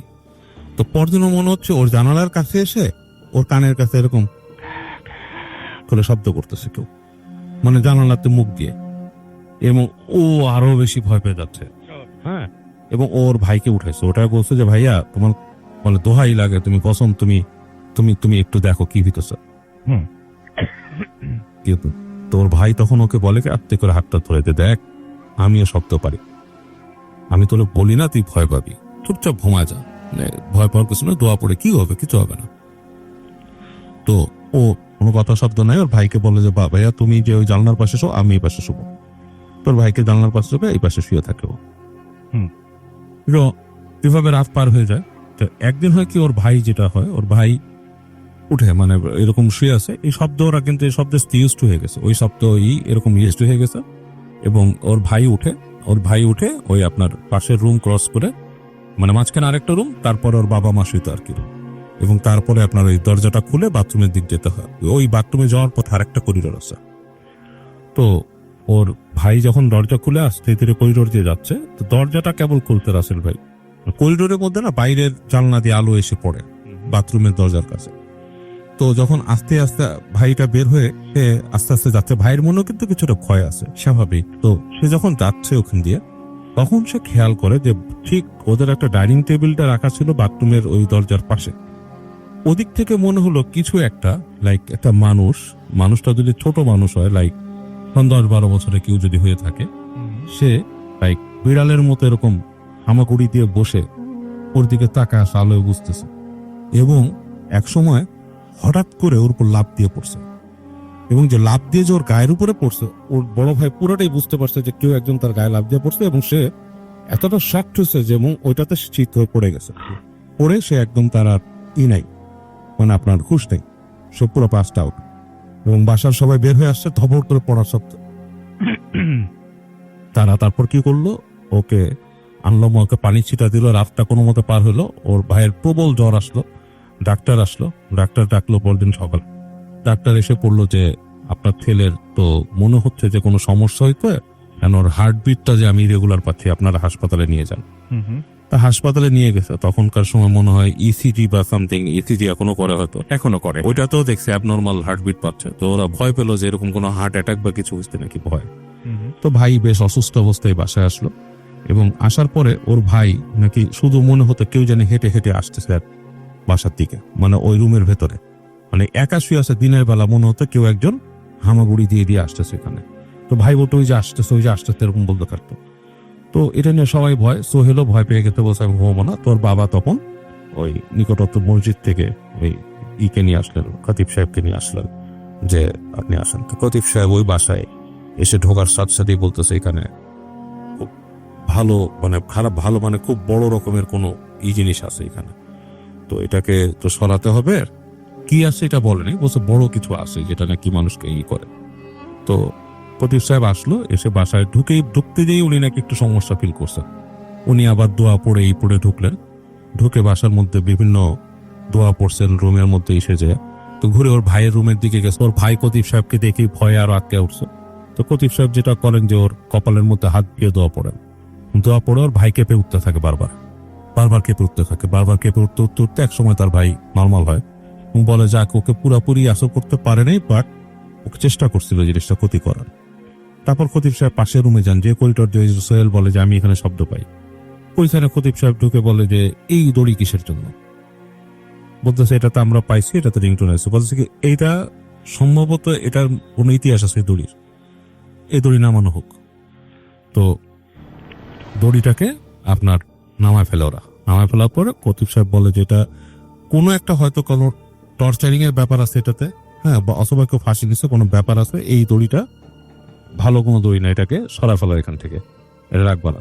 উনি তারপরে খতিব সাহেব ওই বাসার দেয়ালে প্রত্যেক চার কোনায় ওই পেরেক গেঁথে দেন, দোয়া পড়ে দেন এবং বলে যে বাসায় থাকতে গেলে আপনারা মানে আল্লাহ মনে হয় না আপাতত আর এগুলো দেখবেন, বাট একটু দোয়া পড়ে বের হবেন। বাথরুমে যাওয়ার পথে দোয়া আসতে, হ্যাঁ, এই দোয়া পড়তে হয়, কেননা আল্লাহ তাআলা বলছে যে বাথরুমের মধ্যে সবসময় খারাপ পিসাব যেটা খুবই ক্ষতি থাকে, এরা খুবই খারাপ, এটা এমনিও থাকে, আমরা জানি, আমাদের রিলিজনে বলা আছে। কিন্তু রাসূল ভাই এই আল্লাহুম্মা ইন্নী আউযুবিকা মিনাল খুবতি ওয়াল খাবায়েস পড়ে ঢুকতে হয়। তো খতিব সাহেব বলে যে এই দোয়াটা পড়ে ঢুকতে হবে এবং আপনারা একটু সাবধানে চলাফেরা করবেন। এই বাসাটা অনেক পুরানো, এখানে অনেক ইতিহাস আছে, তো সাবধান। এবং এটা তো ওনারা আমি জানি না অনেক সময় কেন ক্লিয়ার করেন না ওনারা যে জিনের ব্যাপারটা, হ্যাঁ, এটা ক্লিয়ার করে দেওয়া উচিত। যাই হোক, এনিওয়ে, তো এইভাবেই ওই বাসা থেকে উনি চলে যান। তারপর যাওয়ার পর ওর সোহেলের ভাইও সুস্থ হয় এবং ওরা বেশ কিছুদিন ওই বাসায় থাকে এবং এরকম প্রায় ঘটতো ওই বাসায়। পর ওরা দেখতো যে ওদের ঠিক ওই দিয়ে গেট দিয়ে বের হয়ে সেটা দেখছে যে রান্নাঘরটা ওই পাশে, ওই রান্নাঘরে ওর মা দেখছে বের হয়ে যে রান্নাঘরের মধ্যে মশলা পিষতেছে কেউ, এবং মানুষ কিন্তু মশলা পিষার শব্দ শুনে রাসেল ভাই, ওর মা কিন্তু রীতিমতো দেখছে কেউ একজন মশলা পিষতেছে এবং মানুষটাকে দেখা যাচ্ছে না, শুধু পাটাটার মধ্যে ঘষ ঘষ ঘষ ঘষ ঘষ ঘষ ঘষ ঘষ করছে। এবং ঠিক ওই পাটাপুতা কিন্তু ওখানে পাওয়া যেত, মানে অনেক সময় কিন্তু হয় কি মানুষ শব্দ শুনে দেখে না, ওখানে ঠিক পাটাপুতা পাওয়া যেত। এবং হঠাৎ করে অনেক সময় যে দেখা যেত থালাবাটি ঠাস ঠাস ঠাস ঠাস করে পড়ে গেছে বাসাতে, এগুলো হতো। তো ফাইনালি ওর বাবা পরবর্তীতে বাসাটা চেঞ্জ করে আর কি, ওরা মানে অন্য জায়গায় অ্যাপ্লাই করে সরকারি অন্য কোনো বাসায় আর কি, ওরা মুভ করে যায়, ওরা তামাইরাস ওখানে আর থাকে না। তো এখন ওই বাসাগুলো আছে কিনা আমি জানি না রাসেল ভাই, বাট ও যে অঞ্চলের কথা বলছো ওখানে এখনো অনেক পুরোনো বিল্ডিং আছে। আমি কিছুদিন আগে রাত্রেবেলা ওদিক দিয়ে পাস করতেছিলাম মোটর বাইকে, রাত 10টা সাড়ে 10টার সময়, মানে আমি বাসাগুলোর দিকে তাকাইছিলাম, মানে বেশ স্পুকি লাগতেছিল ওই কলোনিগুলা দেখতে, মনে হচ্ছিল যে আসলেই মানে এগুলো অনেক স্মৃতি বহন করে রাখছে ভিতরে। হ্যাঁ, মানে জানেন, মানে স্মৃতির পর স্মৃতি জমা হলে ওখানকার অনেক মানুষ প্যাস আউট হলে সেখানকার প্রত্যেকের সাথে কারিনগুলো অনেকে থেকে যায় এখানে এবং অনেক কিছু মানুষকে দেখায়। এই হচ্ছে কাহিনী রাসূল। ওকে, থ্যাংক ইউ সো মাচ বাবু ভাই আপনার ঘটনার জন্য। আমরা চলে যাব আমাদের পরবর্তী অতিথির, তবে তার আগে আমরা একটু জেনে নেই যে আমাদের যারা আমাদের সঙ্গে লিসেনাররা রয়েছেন তারা আমাদেরকে কি বলছেন এবং কি অবস্থা। আমি একটু ঘুরে আসি আমাদের যে ভূত এফএমের পেজটা রয়েছে সেই পেজ থেকে, এবং এখানে অনেকেই আমাদের লিখছেন, অনেকেই আমাদের সঙ্গে আছেন এবং আশা করছি যে যারা আমাদের এখানে সঙ্গে আছেন তাহলে তাদের কথা আমি একটু পড়তে চাই। আছেন এমডি শোভন, এছাড়াও আছেন এমডি মুন্না খান আছেন আমাদের সঙ্গে দেখতে পাচ্ছি, এছাড়াও এমডি মুস্তাফিজুর রহমান আছেন আমাদের সঙ্গে, এমডি শাকিল আছেন দেখতে পাচ্ছি, অরিয়ন সরকার আছেন আমাদের সঙ্গে, আমাদের সঙ্গে পারভেজ মন্ডল সহ আরো অনেকে। আমরা চলে যাব আমাদের পরবর্তীদের কাছে। আপনার নামটা প্লিজ একটু বলবেন, আপনি কোথা থেকে এসেছেন সেটা বলবেন, তারপরে আপনার ঘটনায় যাব, যেহেতু আপনাকে দেখা যাচ্ছে না, আরেকবার একটু ডিটেল। ধন্যবাদ ভাই। আমি অরণ্য, আসছি ঢাকা পল্টন থেকে। জি। তো ভাইয়া প্রথম ঘটনাটা যেটা বললাম অনেককে নিয়ে, দ্বিতীয় ঘটনাটাও ভাইয়া অনেককে নিয়ে। এটা আসলে অনেকের সাথে আমার প্রথম যে পরিচয় হওয়া, মানে ওই কাহিনীতে আর কি বলতে চাচ্ছি আর কি। তো অনেকের সাথে আমার প্রথম পরিচয় হয়, আমাদের হোস্টেল ভেঙে ফেলার সিদ্ধান্ত নেওয়া হলে তখন আমরা যে যার মতো করে ম্যাচ খোঁজা শুরু করে দিই। তো ভাইয়া মফস্বল এরিয়া তো ম্যাচ মানে ব্যাচেলর ভাড়া পাওয়াটা খুবই টাফ ব্যাপার ওদিকে। তারপর খুঁজতে খুঁজতে হঠাৎ আমাদের ম্যাচের জয় আর শুভ ওরা একটা বাসা পায়। তো ওরা বাসা পাওয়ার পরে আমাদের বলে যেরকম একটা বাসা পাওয়া গেছে, তাহলে চল একদিন দেখতে যাই, আমাদের সাথে কিছু জুনিয়রও থাকবে। তো আমরা সবাই মিলে বাসা দেখতে যাই। একদিন বাসা দেখতে গিয়ে ওই দিনই অনেকের সাথে প্রথম দেখা। তো বাসায় ঢোকার সাথে সাথে অনেক হঠাৎ করে বলতেছে যে এই বাসায় সমস্যা আছে। তো জিজ্ঞেস করছি যে কি সমস্যা, ও বলে কিছু উত্তর দেয়নি। তো বাসা আমরা 3 তলায় উঠছি, 3 তলায় রুম দেখলাম সবগুলা, 3টা রুম, প্রত্যেক রুমে 3 জন করে আমরা থাকবো। তো বাসাও পছন্দ হয়েছে, সবকিছু ঠিক আছে, অ্যাডভান্সও করা হয়ে গেছে। হঠাৎ করে আমি খেয়াল করলাম যে অনেক হচ্ছে কি আমার রুমেতে দাঁড়ায় আসছে, মানে আমরা সবাই ঠিক করতেছিলাম যে কে কোন রুমে উঠবো আর কি। হঠাৎ করে দেখলাম যে আমি যে রুমে উঠবো ঠিক করছি, অনেক সেই রুমে যে দাঁড়ায় আছে, কি জানি দেখতেছে। আমি জিজ্ঞেস করলাম যে কে কোন রুমে উঠবি, তো বলতেছে যে ভাইয়া তোমাদের রুমের টিউবলাইটটা দেখো নষ্ট হয়ে যাবে। তো আমি মানে আর কথা না পারে ওখানে চলে আসছি। তো আমাদের ম্যাচের ভাইয়া একটা বিদঘুটে একটা ট্রেডিশন ছিল, যেটা হচ্ছে কি কেউ বাথরুমে গেলে মানে বাইরে থেকে দরজা বন্ধ করে লাইট অফ করে দিত, যেই যাক যখনই যাক। আর আমাদের একটু সমস্যা হতো, কারণ কি ওই ওয়াশরুমে কোনো ভেন্টিলেশন ছিল না ভাইয়া, মানে লাইট অফ করে দিলে টোটালি একদম অন্ধকার হয়ে যেত, কোনো আলো বাতাস নাই, কিছু নেই, খুবই মানে কেমন একটা লাগতো। তো অনেক সবসময় শুরু থেকেই বলতো যে আমি বাথরুমে গেলে খবরদার কেউ এই কাজটা করবা না, মানে এই বাসায় সমস্যা আছে, আমার সমস্যা হবে। তো এটা প্রথম দিন থেকে শুনতেছি, যদিও তো আমরা কেউ কিছু দেখিনি, এর জন্য কেউ পাত্তাও দেয়নি। তো আমি হচ্ছে গিয়ে একদিন এই যে বাসে ওঠার 2-3 দিন পরে অনেকে বলতেছি কি রে তুই যে বলছিলি যে লাইট নষ্ট হয়ে যাবে, লাইট নষ্ট হয় না। এটা বলার 1 সপ্তাহ পরে আমার একদিন সন্ধ্যার পরে বাসায় ঢুকে দেখি যে লাইট নষ্ট হয়ে গেছে, টিউব লাইটটা। তো নষ্ট হয়ে যাওয়ার পরে ওটা দোকানদারের কাছে নিয়ে যাওয়া হয়েছে, দোকানদার বলছে এটা নষ্ট হয়ে গেছে, সবাই মিলে টাকা তুলে আরেকটা লাইট কেনা হয়েছে, টিউব লাইট। তো ওইটা লাগাইলাম, পরের দিন সন্ধ্যা হইতে হইতে আবার নষ্ট হইয়া। এখন মাথার মধ্যে প্রথমে ভাইয়া উল্টাপাল্টা কিছুই আসে নাই। আমি চিন্তা করছিলাম কি এটা হয়তো কেউ যখন মেসে থাকতেছে না, অনেক তখন শয়তানি করে এই কাজটা করতেছে ভয় দেওয়ার জন্য, ঠিক আছে, কিংবা লাইনের কোনো সমস্যা আছে। তো এইটা তারপরে আমার হচ্ছে কি এনার্জি বাল্ব কিনে নিয়েছিলাম, এনার্জি বাল্ব দিয়ে থাকতাম, তারপরে ওটা আর সমস্যা হতো না। তো এই যে বাথরুমে যে গেলে যে লাইট অফ করে যে ইয়াটা, এটা নিয়ে হচ্ছে সমস্যা হয়েছিল পরে। তো একদিন অনেক দুপুরবেলা ঘুম থেকে উঠে ওয়াশরুমে গেছে, গোসল করতে ঢুকছে, আমি শয়তানি করে করছি কি গেটটা বাইরে থেকে লাগাই দিছি, লাগাই দেওয়ার পরে লাইট অফ করে দিছি। আমি চিন্তা করছিলাম কি যে ও মনে হয় ভয় পাবে, চিল্লাচিল্লি করবে, দরজা ধাক্কাবে, একটু মজা নিব এই। কিন্তু লাইট অফ করে দেওয়ার পরে দেখলাম কি ভেতরে একদম চুপ হয়ে গেছে, কোনো সাউন্ড নাই, ঠিক আছে, ও কোনো শব্দ করতেছে না, একদম চুপ। তো আমি কিছুক্ষণ ওয়েট করলাম, 5-6 মিনিট ওয়েট করার পরে ও আমি আবার লাইট অন করে দরজা খুলে দিছি। দরজা খোলার পর অনেক দরজা খুলে ওয়াশরুম থেকে বের হয়ে আসছে। তো ওকে দেখে ভাইয়া মানে সুস্থ স্বাভাবিক কোনো মানুষ দেখলে ভয় পাবে ভাইয়া। আমি দেখতেছি যে মানুষ কান্না করলে যেরকম চোখ দিয়ে রক্ত পড়ে, চোখে মানে চোখ দিয়ে নাক দিয়ে পানি পড়ে, ওর ওইভাবে চোখ দিয়ে নাক দিয়ে রক্ত পড়তেছে ভাইয়া। মানে একটা মানুষ কান্না করলে যেভাবে চোখ দিয়ে পানি গড়ায় গড়ায় পড়ে, ওর ওইভাবে রক্ত পড়তেছে ওই ফ্লোতে।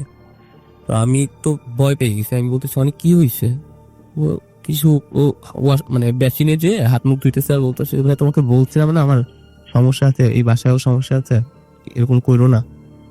তো আমি বলছি কি সমস্যা বলবি তো, তুই তো কিছু বলিসও নেই, আর আমরাও তো সেরকম কিছু দেখি নেই। ও বলতেছে ভাই কি সমস্যা আমি তো এটা জানি না, আমি ধরো যে এই রুমে তুমি থাকলে পাশের রুমে যদি কেউ হাঁটাচলা করে তুমি তার উপস্থিতিটা যেমন টের পাবা, আমি এরকম কারো উপস্থিতি টের পাই। আর তো এই জিনিসটা হওয়ার পর থেকে ওর সাথে ওই ঘটনাটা ঘটার পর থেকে আমরা মানে ওই দিন থেকে ম্যাথে স্ট্রিক্ট রুল করে দেওয়া হলো যে না কেউ বাথরুমে গেলে কেউ আর লাইট অফ করবে না। তো তারপর থেকে জিনিসটা বন্ধ হয়ে যায়। এরপর আস্তে আস্তে হলো কি আর আমার এক ফ্রেন্ড সৌমিক, ও হচ্ছে গিয়ে আলাদা ম্যাচে থাকতো, ওর ম্যাচ থেকে আমার ম্যাচে বেড়েতে আসছে। আসার পরে আমি হচ্ছে আমরা সবাই মিলে গোল হয়ে বসে গল্প করতেছি। তো দুপুরবেলা অনেক ঘুম থেকে উঠে ও আমাদের রুমে এসে সৌমিকের কোলে মাথা রেখে শুয়ে পড়ছে ওখানে। তো শুয়ে আছে, আমরা তখনও গল্প করতেছি। গল্প করতে করতে হঠাৎ করে সৌমিক অনেককে ডাক দিয়ে বলছে কি অনেক তুই কি কাঁদতেছিস? তো ও দেখলাম উঠে ওয়াশরুমের দিকে মানে বেসিনের দিকে চলে গেল, ঠিক আছে। আর আমরা দেখি যে সৌমিকের যে ট্রাউজারটা মানে হালকা রক্ত লেগে গেছে। হ্যাঁ, তো আমরা আবার ওর দিকে দৌড়ে গেলাম, যে দেখি যে আবার চোখ দিয়ে নাক দিয়ে রক্ত পড়তেছে। তো বাড়িওয়ালার থেকে একটু বড় পানলাম, মানে হচ্ছে চোখে টোকে লাগাইলাম যদি ঠিক হয়। তারপরে হচ্ছে এই 2-3 দিনই দুইবারই ঘটনা ঘটার পরে ভাইয়া আমি হচ্ছে কি ওই দিন বিকালবেলা আমাদের বাড়িওয়ালা আন্টি ছাদে, আমাদের ছাদে হচ্ছে কি ফুল গাছ ছিল, ফুল গাছে পানি দিতে আসতো প্রত্যেকদিন বিকালে। তো আমি ওই দিন বিকালবেলা আন্টিকে যে জিজ্ঞেস করতে, আন্টি একটা কথা বলবো, আপনি যদি কিছু মনে না করেন। হ্যাঁ বাবা বলো। আমি বললাম যে আন্টি আপনাদের বাসায় কি কোনো সমস্যা আছে কিনা? আমি বলছি না তো। আন্টি বলছে না এরকম কি সমস্যা? তো আমি বলছি না আন্টি ভৌতিক করে সমস্যা থাকলে আমাকে একটু বলেন। না এইসব ঘটনা এইসব কথা কে বলছো তোমাকে? তো আমি বলছি না আন্টি আমাদের মেসে অনেকের তো সমস্যা হয়, ওই রকম 2 দিন হচ্ছে কি চোখ দিয়ে নাকে রক্ত পড়ছে আন্টি। তো এটাও কোনো মানে রোগ থাকতে পারে, ঠিক আছে। কিংবা মানুষের শরীর করা হয়ে গেলে হয়তো অনেক সময় রক্ত পড়ে, এবং আন্টি শরীর করা হয়ে গেলে হয়তো নাক দিয়ে রক্ত পড়ে অনেক সময়, কিন্তু চোখ দিয়ে রক্ত পড়ে আন্টি এটা আমিও কখনো দেখিনি। আপনাদের বাসায় যদি কোনো সমস্যা থাকে আন্টি আপনি একটু বলেন আমাকে। তো আন্টি বলছে না আমাদের বাসায় কোনো সমস্যা নেই, তুমি অনেককে নিয়ে আমার বাসায় আইসো। তো সেদিন সন্ধ্যার পর হচ্ছে কি আমি অনেককে নিয়ে আন্টির বাসায় গেছি। আন্টির বাসায় যাওয়ার পর আন্টি অনেককে জিজ্ঞেস করতেছে তুমি এসব কেন বলে বেড়াচ্ছ যে আমাদের বাসায় সমস্যা আছে, আমাদের বাসায় কি সমস্যা আছে। তো অনেক বলতেছে আন্টি সমস্যা আছে আপনাদের বাসায়। কি সমস্যা আছে এটা তো আমি জানি না আন্টি, তবে সমস্যা আছে। আন্টি বলছেন না আমাদের বাসায় কোনো সমস্যা নেই, তোমাকে কি আমাদের মানে আশেপাশে কেউ বলছে, মানে আমাদের আন্টিদের প্রতিবেশীদের সাথে আন্টিদের অতটা ভালো সম্পর্ক ছিল না, এই কারণে আন্টি এটা আন্দাজ করে বলছিল যে আশেপাশে কেউ বলছে কিনা। তো ও বলছে না আন্টি আমাকে কেউ কিছু বলে নাই, তবে আপনাদের বাসায় সমস্যা আছে, ঠিক আছে, এখন না থাকলেও আগে ছিল। তো আন্টি বলছে না এরকম কিছুই ছিল না। তখন অনেক বলতেছে না হয়তো আন্টি আগে ছিল আপনি হয়তো জানেন না, এরকমও তো হতে পারে। বুঝছে না আশ্চর্য, আমি জানবো না কিছুর জন্য। পরে অনেক হঠাৎ করে বলতেছে যে আন্টি আপনাদের বাসার মানে আমাদের 3 তলায় যে ছাদটা খোলা ছাদ, ওই বলছে আন্টি 3 তলার ছাদে একটা গাছ ছিল, ওই গাছের সমস্যা ছিল। তখন আন্টি একদম চুপ হয়ে গেছে, আন্টি আর কিছু বলতেছে না। তো আন্টি ভিতরে চলে গেছে। আর একটু পরে কাজের লোক এসে আমাদের নাস্তা দিল, আমরা নাস্তা খেলাম। তার থেকে যখন একটু চলে আসবো তখন আন্টিকে বললাম যে আন্টি চলে যাচ্ছে। তো আন্টি আমাদের দরজা পর্যন্ত এগিয়ে দিল। আর তারপর আন্টি বললো যে হ্যাঁ আমাদের বাসার 3 তলায় একটা সুপারি গাছ ছিল, ওই সুপারি গাছের সমস্যা ছিল। তখন অনেক ভাইয়া সারপ্রাইজিংলি এমন একটা কথা বলে আমি শকড। মানে ও বলতেছে আন্টিকে জোর দিয়ে যে না আন্টি আপনাদের বাসার 3 তলায় আর সুপারি গাছ না কাঁঠাল গাছ ছিল, ওই কাঁঠাল গাছের সমস্যা ছিল। তো অনেকের বাসা ভাইয়া বাগেরহাট, ঠিক আছে। আর আমার এই ঘটনার যেটা কথা বলতে এটা হচ্ছে নোয়াপাড়ায়, ওই আগে পরে কখনো এলাকায় আসে নাই। কাঁঠাল গাছটা আমি আন্টির কাছ থেকে শুনতে পারি, মানে জানছি যেটা পরে, যেটা ছিল অনেক আগে, তখন আমরা কেউই মনে হয় না ওই এলাকায় যাইনি। তো অনেকের এটা জানার কথা না। তো আন্টি এটা শোনার পরে আন্টি চুপ হয়ে গেল, আন্টি গেট লাগিয়ে দিল, আমরা নিচে নেমে চলে আসলাম। তো আমরা একসাথে 4 দোকানের দিকে যাচ্ছি, তখন আমি অনেককে জিজ্ঞেস করলাম যে অনেক একটা কথা বলতো ভাই, সুপারি গাছ ছিল না কাঁঠাল গাছ ছিল, এটা তুই কিভাবে বুঝলি? অনেক আমাকে বলে যে ও মানে হাসে আর কি ফেসলামি করে বলে যে আমি টাইম ট্রাভেল করতে পারি, যাবো আমার সাথে, চলো ঘুরে আসি, আমরা মানে টাইম ট্রাভেল করে ঘুরে আসি। তো ভাইয়া আমার পর এরপরে আর আমার হচ্ছে গিয়ে সাহস হয়নি, কারণ যেটা নিজে দেখলাম, নিজে একটা জিনিস এক্সপিরিয়েন্স করছি, তারপরে আস্তে আস্তে এই যে জিনিসগুলা দেখতেছি হইতেই থাকতেছে, এই জিনিসটা থামাথামি কোনোই নেই। ইভেন ভাইয়া ওর সাথে এখনো সমস্যা হয়। আর হচ্ছে গিয়ে মজার বিষয় হচ্ছে কি ভাইয়া, আমি প্রথম চিন্তা করতাম অনেক হয়তো মানুষ না, আমার একটা ধারণা কাজ করতো ও হয়তো অন্য কিছু হয়তো আমাদের সাথে আছে। কিন্তু এই কুরবানির ঈদে ভাইয়া আমি হচ্ছে গিয়ে ওর গ্রামে গেছিলাম, ওর এলাকায়। ওর এলাকাটা হচ্ছে গিয়ে বাগেরহাট সন্ন্যাসী।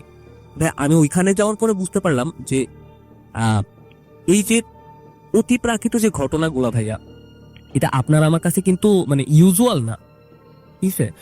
কিন্তু ওই এলাকাটাতে ভাইয়া এই জিনিসটা এত ইউজুয়াল, মানে মানুষজন এই যে আপনি আমি ধরেন যে ফ্রি টাইমে বসে থাকলে আমাদের অনেক কথা বলি, হ্যাঁ ওইখানকার লোকজন কথা বলে এই ভৌতিক বিষয়গুলো নিয়েই। তো এটা মনে হয় ওর লাইফে একটা প্রভাব ফেলতে, ওকে, এগুলোর কারণে। থ্যাংক ইউ ভেরি মাচ আপনার ঘটনার জন্য, আপনাকে অনেক ধন্যবাদ। আমরা চলে যাবো একটা ছোট্ট বিরতিতে, এবং বিরতির পরে আবারও ফিরে আসবো। সেই পর্যন্ত আপনাদের সঙ্গে থাকুন।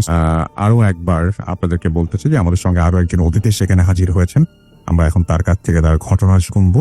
আপনার নামটা প্লিজ একটু বলবেন, কোথা থেকে এসেছেন সেটা বলবেন, তারপর আপনার ঘটনায় যাবো। জি, আসসালামু আলাইকুম। আমি আসতে মোহাম্মদপুর থেকে, আমার হোমটাউন বরিশালে। জি। আমার নাম হচ্ছে তাসনিফ প্রবীণ। তবে ঘটনাটা হয়েছে যে মানে আমার সাথে আর আমার ফ্রেন্ডদের সাথে আমরা কখনো আর কি মানে এইসব প্যারানর্মাল বিষয়ে বিশ্বাস করতাম না।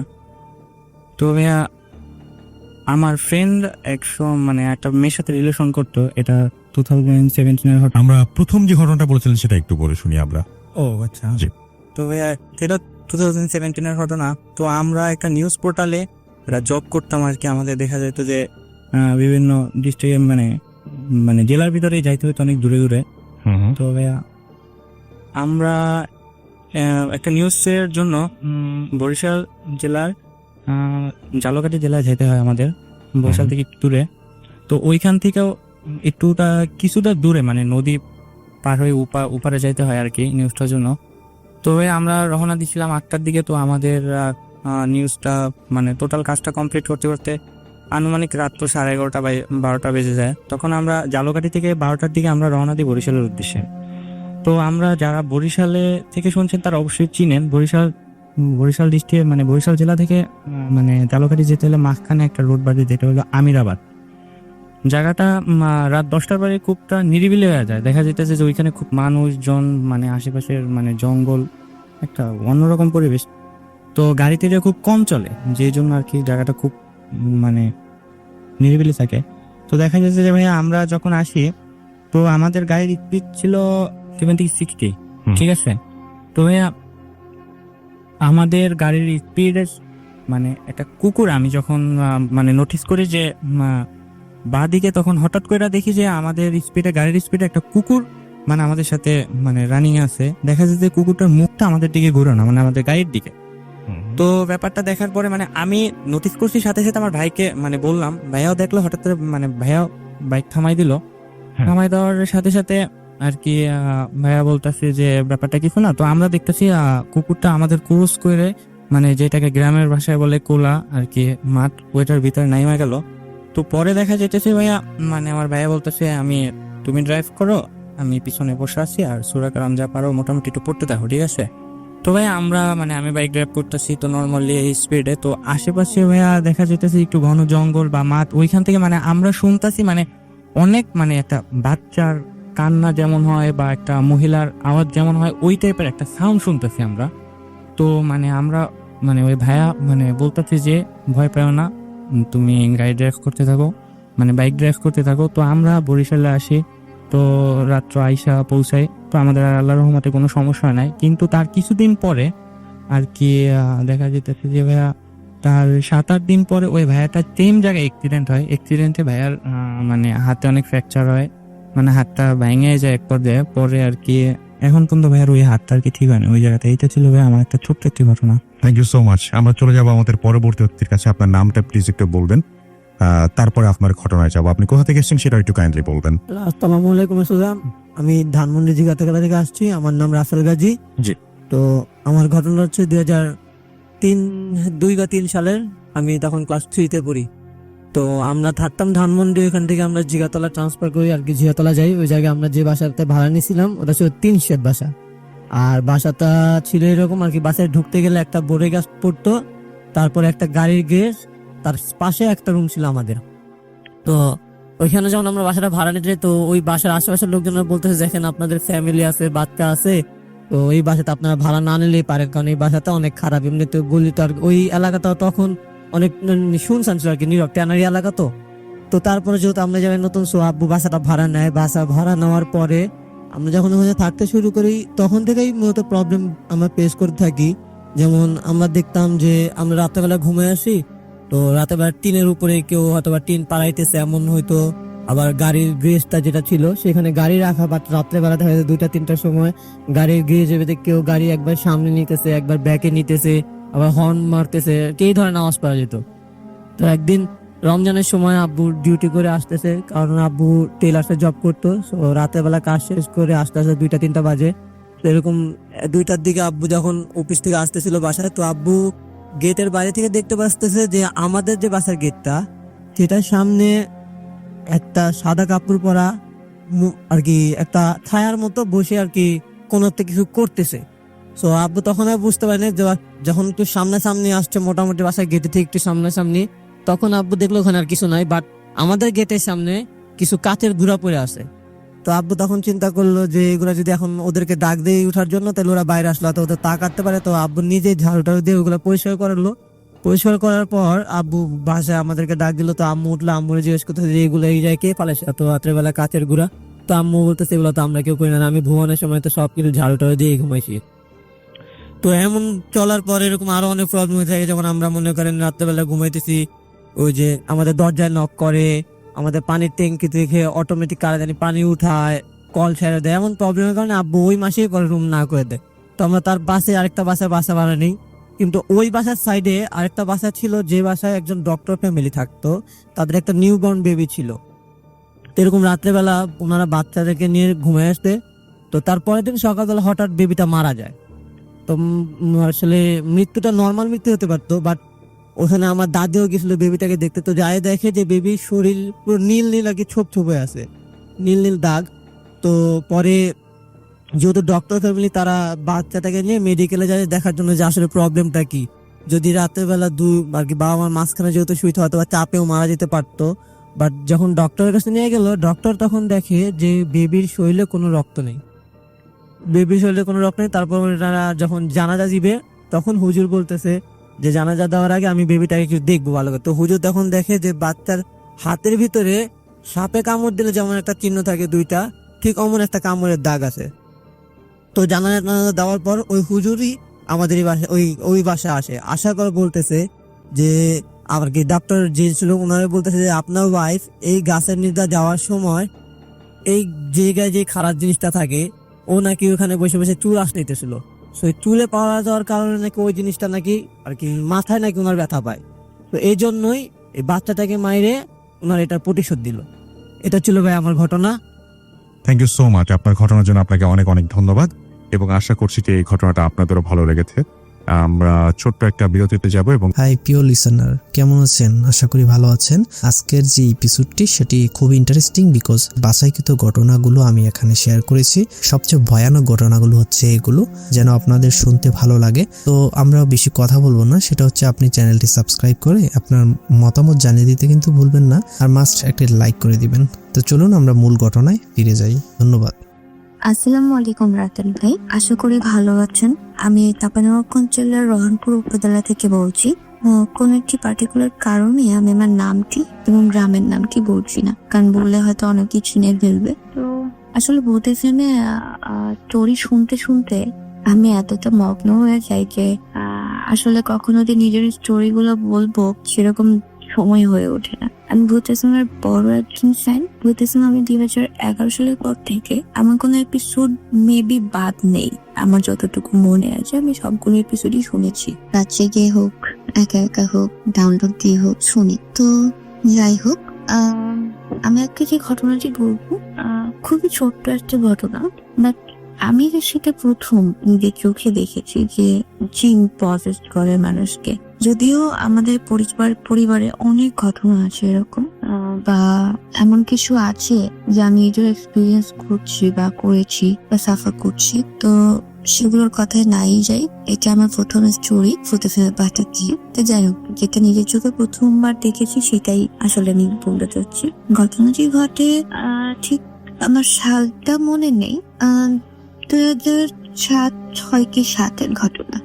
আমি তখন 7 হয়তো বা 20, এতটুকু আমার মনে আছে। তো আমরা ঈদে আসতাম দাদি বাড়িতে। আমরা মেইনলি থাকতাম চাঁদপুরে, আম্পুর জবের কারণে দাদি বাড়িতে বেড়াতে আসতাম প্রতি ঈদে। এছাড়াও যদি কখনো কোনো ভ্যাকেশনে আসা পড়তো সেটা হচ্ছে আমের সময়। আমরা সবাই জানি যে চাঁপাইনবাবগঞ্জ আমের জন্য বিখ্যাত। তো বেসিক্যালি আমার দাদি বাড়িতেও আম আছে, আম গাছ আছে, যার কারণে আমাদের প্রতি বছরই আসা পড়তো আমের সময়। তো সেবারও বেসিক্যালি আমের সময় আমরা আসি। আমের সময়টা এমন ছিল যে আম প্রায় শেষের দিকে, সিজন প্রায় শেষের দিকে। তো নর্মালি আমাদের চাঁপাইনবাবগঞ্জের বাড়িগুলো যেরকম হয়, আমি একটু বর্ণনা দিতে চাচ্ছি যে এক পাশে দোতলা হয়, চারপাশে স্কোয়ার শেপে বাউন্ডারি থাকে, আর বাউন্ডারি গুলো অনেকটা বারান্দার মতো। চারদিকে যে বৃষ্টির সময় উঠানে না নেমে আমরা ফুল বারান্দাতে ঘুরে ঘুরে এক পাশ থেকে আরেক পাশে যেতে পারবো। এখানকার সব বাড়িগুলো এরকমই। তো আমরা শখের বশত যেহেতু আসতাম গ্রামে বেড়াতে, তো দেখা যেত যে আমরা আসলে অনেক আমাদের চাচি বা গ্রামের যারা আছে তারা এক জায়গায় একত্রিত হতো, আসতো। বাসার বাইরে আম গাছের নিচে সবাই দাঁড়িয়ে গল্প করতো। আমাদেরও ভালো লাগতো। বেসিক্যালি আমার দাদিদের একটা আম গাছ ছিল, সেটা ওই গাছটার আম অনেক সুস্বাদু ছিল, যার কারণে ওই গাছের ডাল অনেকে কেটে নিয়ে কলম করতো। তো দাদির বাড়ির পাশে আবার দাদির বোনের বাসা আছে, তাদেরও অনেক আম গাছ। কিন্তু আমার দাদিদের এই আম গাছটার ডাল নেওয়ার জন্য আমার দাদির বোন আসে। সময়টা হয়তো দুপুর 12টা 12:30 নাগাদ। আমরা ওই গাছের নিচেই 3-4 জন আর কি ছিলাম। আমার যে দাদি গাছের ডাল নেবে ছিল, আমার মা ছিল, দাদি ছিল, আরো 2-1 ছিল। গাছের ডালগুলো কিন্তু অনেক উঁচু হয় না। চাপার যে আম গাছগুলো হয় নর্মালি সেই গাছের ডালগুলো কিন্তু মাটি থেকে ধরা যায়। তো গাছের ডাল আমার ওই দাদি কাটবে বলে একটা বড় দা নিয়ে আসে। দা নিয়ে এসে ওদের সাথে গল্প করতে করতে গাছের ডালে এই একটা কোপ দিয়ে সে ডাল কাটবে বলে অমনি তার হাত থেকে দাও নামাজে থেকে গুটি বা দা, তো সেটা হাতে চলে সেটা ছুটে পড়ে যায়। আর পড়ে যাওয়া মাত্রই দাদিকে আমরা দেখি যে মানে নিজের ডান হাত বা হাত মানে অনেক মানে জোরে চেপে ধরেছে আর বলছি আমার জ্বলে গেল, আমার পড়ে গেল, আমাকে মারছে, এরকম চিৎকার করছে। অথচ আমরা সবাই দাঁড়িয়ে করছি, তাতে কেউ ধরছে না, কিছু করছে না। সে একা একাই কিনছে আর চিৎকার করছে, বলছে যে আমার গা জ্বলে, এখন আমার গা নিয়ে যাচ্ছ। তো পরে ভালো করে খেয়াল করে দেখলাম যে হ্যাঁ, তার পুরো দুই হাতে মানে আমাদের বাহু বই সেই জায়গায় লম্বা লম্বা আঁচড়ের দাগ, এত বড় বড় আঁচড়ের দাগ ওইখানে, মানে মনে হচ্ছে কি আমি কেউ নখ দিয়ে আঁচড়ে দিয়েছে তাকে। ওকে চিৎকা করতে চিৎকার করে যাচ্ছি যে ওনাকে মেরে ফেলবো, আমার চলে যাচ্ছে, চলে যাচ্ছে, ওনাকে ধরো। এই অবস্থা সেটা চিৎকার করতে করতে বাসার থেকে চলে যায়। আমরাও তার জিজ্ঞেসে যাই, দেখি সে তার রুমে ঢুকে মাটিতে বসে গেছে। রুমে কি হবে ফ্লোরে বসে খেতে পারবে করতে করতে একটা সময় সঙ্গে হারিয়ে পড়ে। অনেকটা সে কি নত রয়েছে। তো সবাই তাকে ধুলে মাথায় পানি দেয়, শুরু করে গা হাতে পানি ছিটাচ্ছি। এমন কোনো চলে হেসে ওঠে। হেসে হেসে সে বলতে থাকে, আমরা ওইখানে গাছের ডালে বসেছিলাম, ও আমাকে মারলো কেন, ও আমাকে দা দিয়ে মারলো কেন, আমার গা কেটে গেছে, আমার গা কেটে গেছে, মারলো কেন। সবাই বুঝতে আর বাকি রইল না। দিকে অগস্ট এতকে নাকি সে তো ভর করেছে, বা যেটা আপনার গ্রামের পাশে বলি চান্সে জেরোছে। আমরা সব রকমের হতভম্বের মতো দাঁড়িয়ে আছি যে কি বলবো, কত কি হলো দাদির সাথে। আমি তো একদমই এইসব কখনো দেখিনি। তো আমার কাছে বিষয়টা আরো বেশি অবাক করছিল। তো সবাই বলা বলি করতে শুরু করলো যে তাকে ধরেছে, চৈতালিতে ধরেছে। আমি এখন পর চৈতালিটা কি, আর সবাই বলে এই চৈত্র মাসে যে এক গাছ থেকে আরেক গাছে ঘুরে বেড়ায় জিন, আই থিঙ্ক। তাকে সব লোকজন জিজ্ঞেস করে কিংবা ওকে কেন ধরেছো, কেন ধরেছো। সে বলে যে আমি গাছের ডালে বসেছিলাম, সে আমাকে দা দিয়ে মারলো কেন, আর তাকে ছাড়বো না, আমি ওকে মেরে ফেলবো, আমার গা কেটে গেছে। কথাগুলো শুনে খুব অদ্ভুত লাগছিল। বাট সে তাকে সবাই অনেকভাবে বোঝানোর চেষ্টা করে, তুমি কে, কোথা থেকে এসেছো। সে একে একে বলতে শুরু করে যে আমি এক গাছ থেকে আরেক গাছে ঘুরে বেড়াই, চৈত্র মাসে ঘুরে বেড়াই চৈতালি। আমি গাছে বসেছিলাম, আমাকে সে কেন দা দিয়ে মারলো, আমি তাকে ছাড়বো না, তাকে আমি অনেক কষ্ট দিব, এসব বলাবলি করতে থাকে। আমি দেখলাম যে কিছুক্ষণের মধ্যে সে দাদির ছেলে, ছোট ছেলে এসে বলে তোমার মাকে ছেড়ে দে, কি লাগ তোকে দিচ্ছি, তোমার মাকে ছেড়ে দে। তখন সে বলে যে না আমি তো ছাড়বো না, সে আমাকে মারলো কেন, আমি তো ছাড়বো না, আমার গায়ে আঘাত লাগলো কেন, আমার রক্ত বের হচ্ছে, আমি তো ছাড়বো না। কথাগুলো শুনে খুব অদ্ভুত লাগলেও সবাই বুঝতে পারলো যে না, যে করে হোক একে ছাড়াতে হবে, এ তো আরো কষ্ট দিবে। এদিকে দাদির গায়ে এক এক করে এক আঁচড়ে বয়ে যাচ্ছে। এই মুহূর্তে এখন দাদির মা তখন জেগিত ছিল। তো দাদির মা আসে, এসে দাদির মা সামনে বসা মাত্রই সে চুপ করে যায়, কোনো কথা বলে না। আসলে আমাদের কোনো আইডিয়া ছিল না যে দাদির মা পজিটিভ ছিল আগের থেকে, এবং যে জিনিসটা তাকে আসর করেছে, দাদির মা তাকে চিনে, বড় মা হয় আমাদের, বড় মা তাকে চিনে। বড় মা বললো তুই তো আমার বাড়ির পাশের গাছেই থাকি, কি আমার মেয়েকে ধরেছিস কেন, ওকে ছেড়ে দে, তোর কি লাগবে বল, দিচ্ছি, আর যেতে না ছাড়িস তোকে অনেক বেশি কষ্ট আমি দিব। আমি জানি না আসলে কি কষ্ট নেয়ার কথা হচ্ছে, মানে আমি শুধু দেখছিলাম যে দাদির গায়ে আতর পড়ছে আর দাদির ভয়েস চেঞ্জ হচ্ছে, দাদির ভয়েস চেঞ্জ করে কথা বলছে। সে বারবারই জেদ করতে থাকে না, সে কিছুতেই ছাড়বে না, সে দাদিকে মেরে ফেলবে, সে কষ্ট দিবে। আমি তারপরে মানে এতটা ভয় পেয়েছিলাম যে আমি আসলে ওই জায়গাতে দাঁড়িয়ে থাকার মতো অবস্থায় ছিলাম না। আমি তারপরেও মানে কি ভেবে দাঁড়িয়ে থাকলাম আমি জানি না। তো দাদির মা মানে বড় মা কি যে করলো বা কি সূরা পড়েছে না কোনো দোয়া তাবিজ করেছে আমি জানি না, সে শুধু বললো এখনই এখান থেকে চলে যাবি, তো যাওয়ার সময় বাড়ির পিছনে আম গাছের ডাল ভেঙে দিয়ে যাবি। যদি তুই না যাস তাহলে তোকে আমি প্রাণহরটার ক্ষতি করব। কথাটি শোনার পরে আমার দাদি বলল যে আচ্ছা ঠিক আছে, একসাথে এখন ধার দিত না, তাকে প্রমিস করা হয়েছে, শুধু আচ্ছা ঠিক আছে আমি চলে যাচ্ছি, কিন্তু এর ধার এর শোধ আমি তুলবো। এটা বলে সে চলে গেল। চলে যাওয়াটা আসলে চলে গেছে, আমরা কিভাবে বিষয়টা বুঝলাম, মনে হলো রুমের ভেতর থেকে খুব জোরে একটা বাতাস জানালা দিয়ে বের হয়ে গেল, যেটা সবাই দেখেছে। জানালার পর্দা সরে গিয়ে অনেক জোরে একটা বাতাস বের হয়ে গেল, আর পেছনে বাসার পেছনে দেখলাম যে ডাল ভেঙে পড়ার শব্দ। সবাই দৌড়ে গিয়ে দেখলো হ্যাঁ গাছের ডালটা ভেঙে পড়েছে, তার মানে তাকে যে বলা হলো যে গাছের ডালটা ভেঙে দিয়ে চলে যাবি, সে চলে গেছে। আমার জীবনে আসলে দেখা ওটা একটা প্রথম প্যারানর্মাল ঘটনা যেটা আমি নিজের চোখে দেখেছি, যে কারণে আমি আসলে শেয়ার করলাম। জানি না স্টোরিটা কেমন আপনাদের কাছে কেমন লাগবে, আমি হয়তো অনেক খুশির কথা বলতে পারি না, কিন্তু মনে হলো যে একটা স্টোরি আমিও পাঠাই। যাই হোক, ভালো থাকবেন।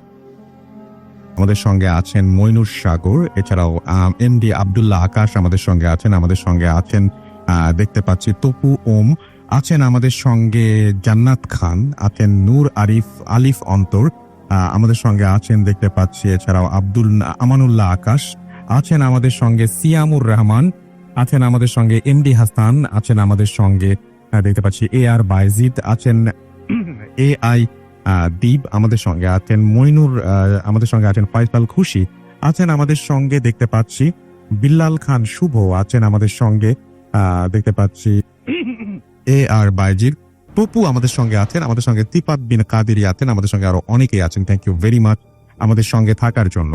আর আমাদের যে পেজটা রয়েছে ভূতত্ত্বের, সেখানে দেখতে পাচ্ছি টিয়ানা রহমান আমাদের সঙ্গে আছেন, আমাদের সঙ্গে আছেন মোহাম্মদ আবির পাঠান আছেন আমাদের সঙ্গে, পাজ্জাত হোসেন শোভন আছেন আমাদের সঙ্গে, আহমেদ শাকিল আমাদের সঙ্গে আছেন দেখতে পাচ্ছি, আলী আসগার ভোলা থেকে শুনছেন তিনি আমাদের সঙ্গে আছেন দেখতে পাচ্ছি, যে রেকর্ডটা ভালো লাগেনি জাবেরের আমাদের সঙ্গে আছেন, এমডি রাফেল খান আমাদের বছর সবকিছু মিস দেওয়া যায় কিন্তু ভূতফের মিস দেওয়া যায় না, সিঙ্গার হৃদয় লতা আমাদের সঙ্গে আছেন, এবং আমাদের সঙ্গে আছেন দেখতে পাচ্ছি এছাড়াও মাহবুবুর রহমান আছেন আমাদের সঙ্গে, আহমেদ শাকিল ব্ল্যাঙ্ক, মামুন হাসান আমাদের সঙ্গে আছেন, আমাদের সঙ্গে আছেন সুভাষ রয় আছেন আমাদের সঙ্গে, এমডি মামুন হাসান, আহমেদ শাকিলের নাম মনে হয় আমি পড়েছি, জারিফ অফ বয় আমাদের সঙ্গে আছেন, আজ যে কাউসার আমাদের সঙ্গে আছেন, মারিয়ান সজীব আমাদের সঙ্গে আছেন, আমাদের সঙ্গে আছেন দেখতে পাচ্ছি রাকিবুল হাসান শুভ, এছাড়াও এমডি তাইদি আমাদের সঙ্গে আছেন, এমডি সাফিউজ জামান আমাদের সঙ্গে আছেন, ইমরান খান আছেন আমাদের সঙ্গে, তাশিক রোহান আমাদের সঙ্গে আছেন, আমাদের সঙ্গে আছেন দেখতে পাচ্ছি আহমেদ শাকিল শিশির মন আছেন আমাদের সঙ্গে, তাব্বির আহমেদ জনি আমাদের সঙ্গে আছেন, ইনজামাম তামি আমাদের সঙ্গে আছেন, সুদীপ্ত এছাড়াও আছেন তানজিয়ান খান আরিদ্র, আহমেদ শাকিল হোসাইন এরশাদ আমাদের সঙ্গে আছেন, আহমেদ আমাদের সঙ্গে আছেন দেখতে পাচ্ছি, মালিক আহমেদ আমাদের সঙ্গে আছেন, আরো অনেকেই। থ্যাংক ইউ ভেরি মাচ যারা আমাদের সঙ্গে আছেন এই পেজটিতে, তাদেরকে অনেক অনেক অনেক অনেক ধন্যবাদ, এবং আশা করছি পুরোটা সময় আপনারা এনজয় করেছেন, এবং যদি এতটুকু এনজয় করে থাকেন তাহলে আমরা আসলে সত্যি অনেক খুশি হব। আমাদের সঙ্গে আছেন এমডি, আমাদের সঙ্গে আছেন হৃদিতা আদর প্রিমা, এবি বকুল আমাদের সঙ্গে আছেন, তাব্বির হাসান আমাদের সঙ্গে আছেন, লিখেছেন নাইট স্টোরি, সাকিব আদমান ময়মনসিং থেকে আমাদের সঙ্গে আছেন, আমাদের সঙ্গে আছেন দেখতে পাচ্ছি স্নিগ্ধা আর আরিন আমাদের সঙ্গে আছেন, লাবণী ইসলাম লাবণী নোয়াখালী থেকে তিনি শুনছেন, আমাদের সঙ্গে আছেন দেখতে পাচ্ছি রিফাত হোসেন লাভ ইউ ভূতফেম লিখেছেন তিনি, নুসরাত তাবাসসুম ইভা আমাদের সঙ্গে আছেন, এবং এমডি কবির আমাদের সঙ্গে আছেন, রিদওয়ান মারুফ আছেন আমাদের সঙ্গে আছেন দেখতে পাচ্ছি, এছাড়াও চয়ন রয়, হুমায়রা আরিকিন আমাদের সঙ্গে আছেন, আমাদের সঙ্গে আছেন রাহাত হাসান, স্টোরি ভালো লেগেছে, প্রিন্স বাবুন মহাখালী থেকে আমাদের সঙ্গে আছেন, মামুন আকাশ আমাদের সঙ্গে আছেন দেখতে পাচ্ছি, এমডি বাপ্পি আছেন আমাদের সঙ্গে, এছাড়াও দেখতে পাচ্ছি আরো অনেকেই, এবং তাসলিমা তুষি আমাদের সঙ্গে আছেন দেখতে পাচ্ছি, মদিনা মনোয়ারা, সজীব তারওয়ারা আমাদের সঙ্গে আছেন দেখতে পাচ্ছি, এছাড়াও MD Rakib Hossain, seriously I love this programme লিখেছেন তিনি, আমাদের সঙ্গে আছেন রাতুল তালুকদার সিলেট থেকে, এছাড়াও আছেন ইনকমপ্লিট জেবিন তানিয়া আমাদের সঙ্গে আছেন, ফারজানা খান রিয়া আমাদের সঙ্গে আছেন দেখতে পাচ্ছি, এছাড়াও মারিয়ান রেনাতা সহ আরো অনেকে। থ্যাংক ইউ ভেরি মাচ যারা এতক্ষণ পর্যন্ত আমাদের সঙ্গে ছিলেন, এবং আশা করছি পুরোটা সময় আমাদের সঙ্গে এনজয় করেছেন, আর ভালো লেগেছে আপনাদের, যদি এতটুকু ভালো লাগা দিতে পারি সেটাই আমাদের সার্থকতা, এবং আমরা সেটাতে অনেক বেশি আনন্দ বোধ করব। আপনাদেরকে জানিয়ে দিয়েছি কথা হবে আবারও আগামী শুক্রবার। আজকের মতো আমাদের আয়োজন এখানেই শেষ করতে চাই। কথা হবে আবারও আগামী শুক্রবার। সেই পর্যন্ত সবাই ভালো থাকবেন, সুস্থ থাকবেন, সুন্দর থাকবেন, মোস্ট ইম্পর্টেন্টলি পড়তে থাকবেন। যেটা জানিয়ে দিই আমাদের ইমেল অ্যাড্রেসটা, আমাদের ইমেল অ্যাড্রেস হচ্ছে bhutatfm@radiokurti.fm, which is BHWTFM@RADIOFORTI.FM। আপনার নাম, ঠিকানা এবং ফোন নাম্বার সহ আপনার জীবনে ঘটে যাওয়া বা আপনার জানা সেরা ঘটনা লিখে পাঠিয়ে দিন আমাদের কাছে। ঘটনার শুরুতে অবশ্যই উল্লেখ করুন যে ঘটনাটি আপনি স্টুডিওতে এসে শেয়ার করতে চান, নাকি আপনি চান আপনার ঘটনা আমরা পড়ে শোনাই। যারা দেশের বাইরে আছেন তারা সবসময় অডিও ক্লিপ পাঠাতে পারেন বা লিখেও পাঠাতে পারেন ঘটনাটি। আজকের মতো এখানেই শেষ করছি।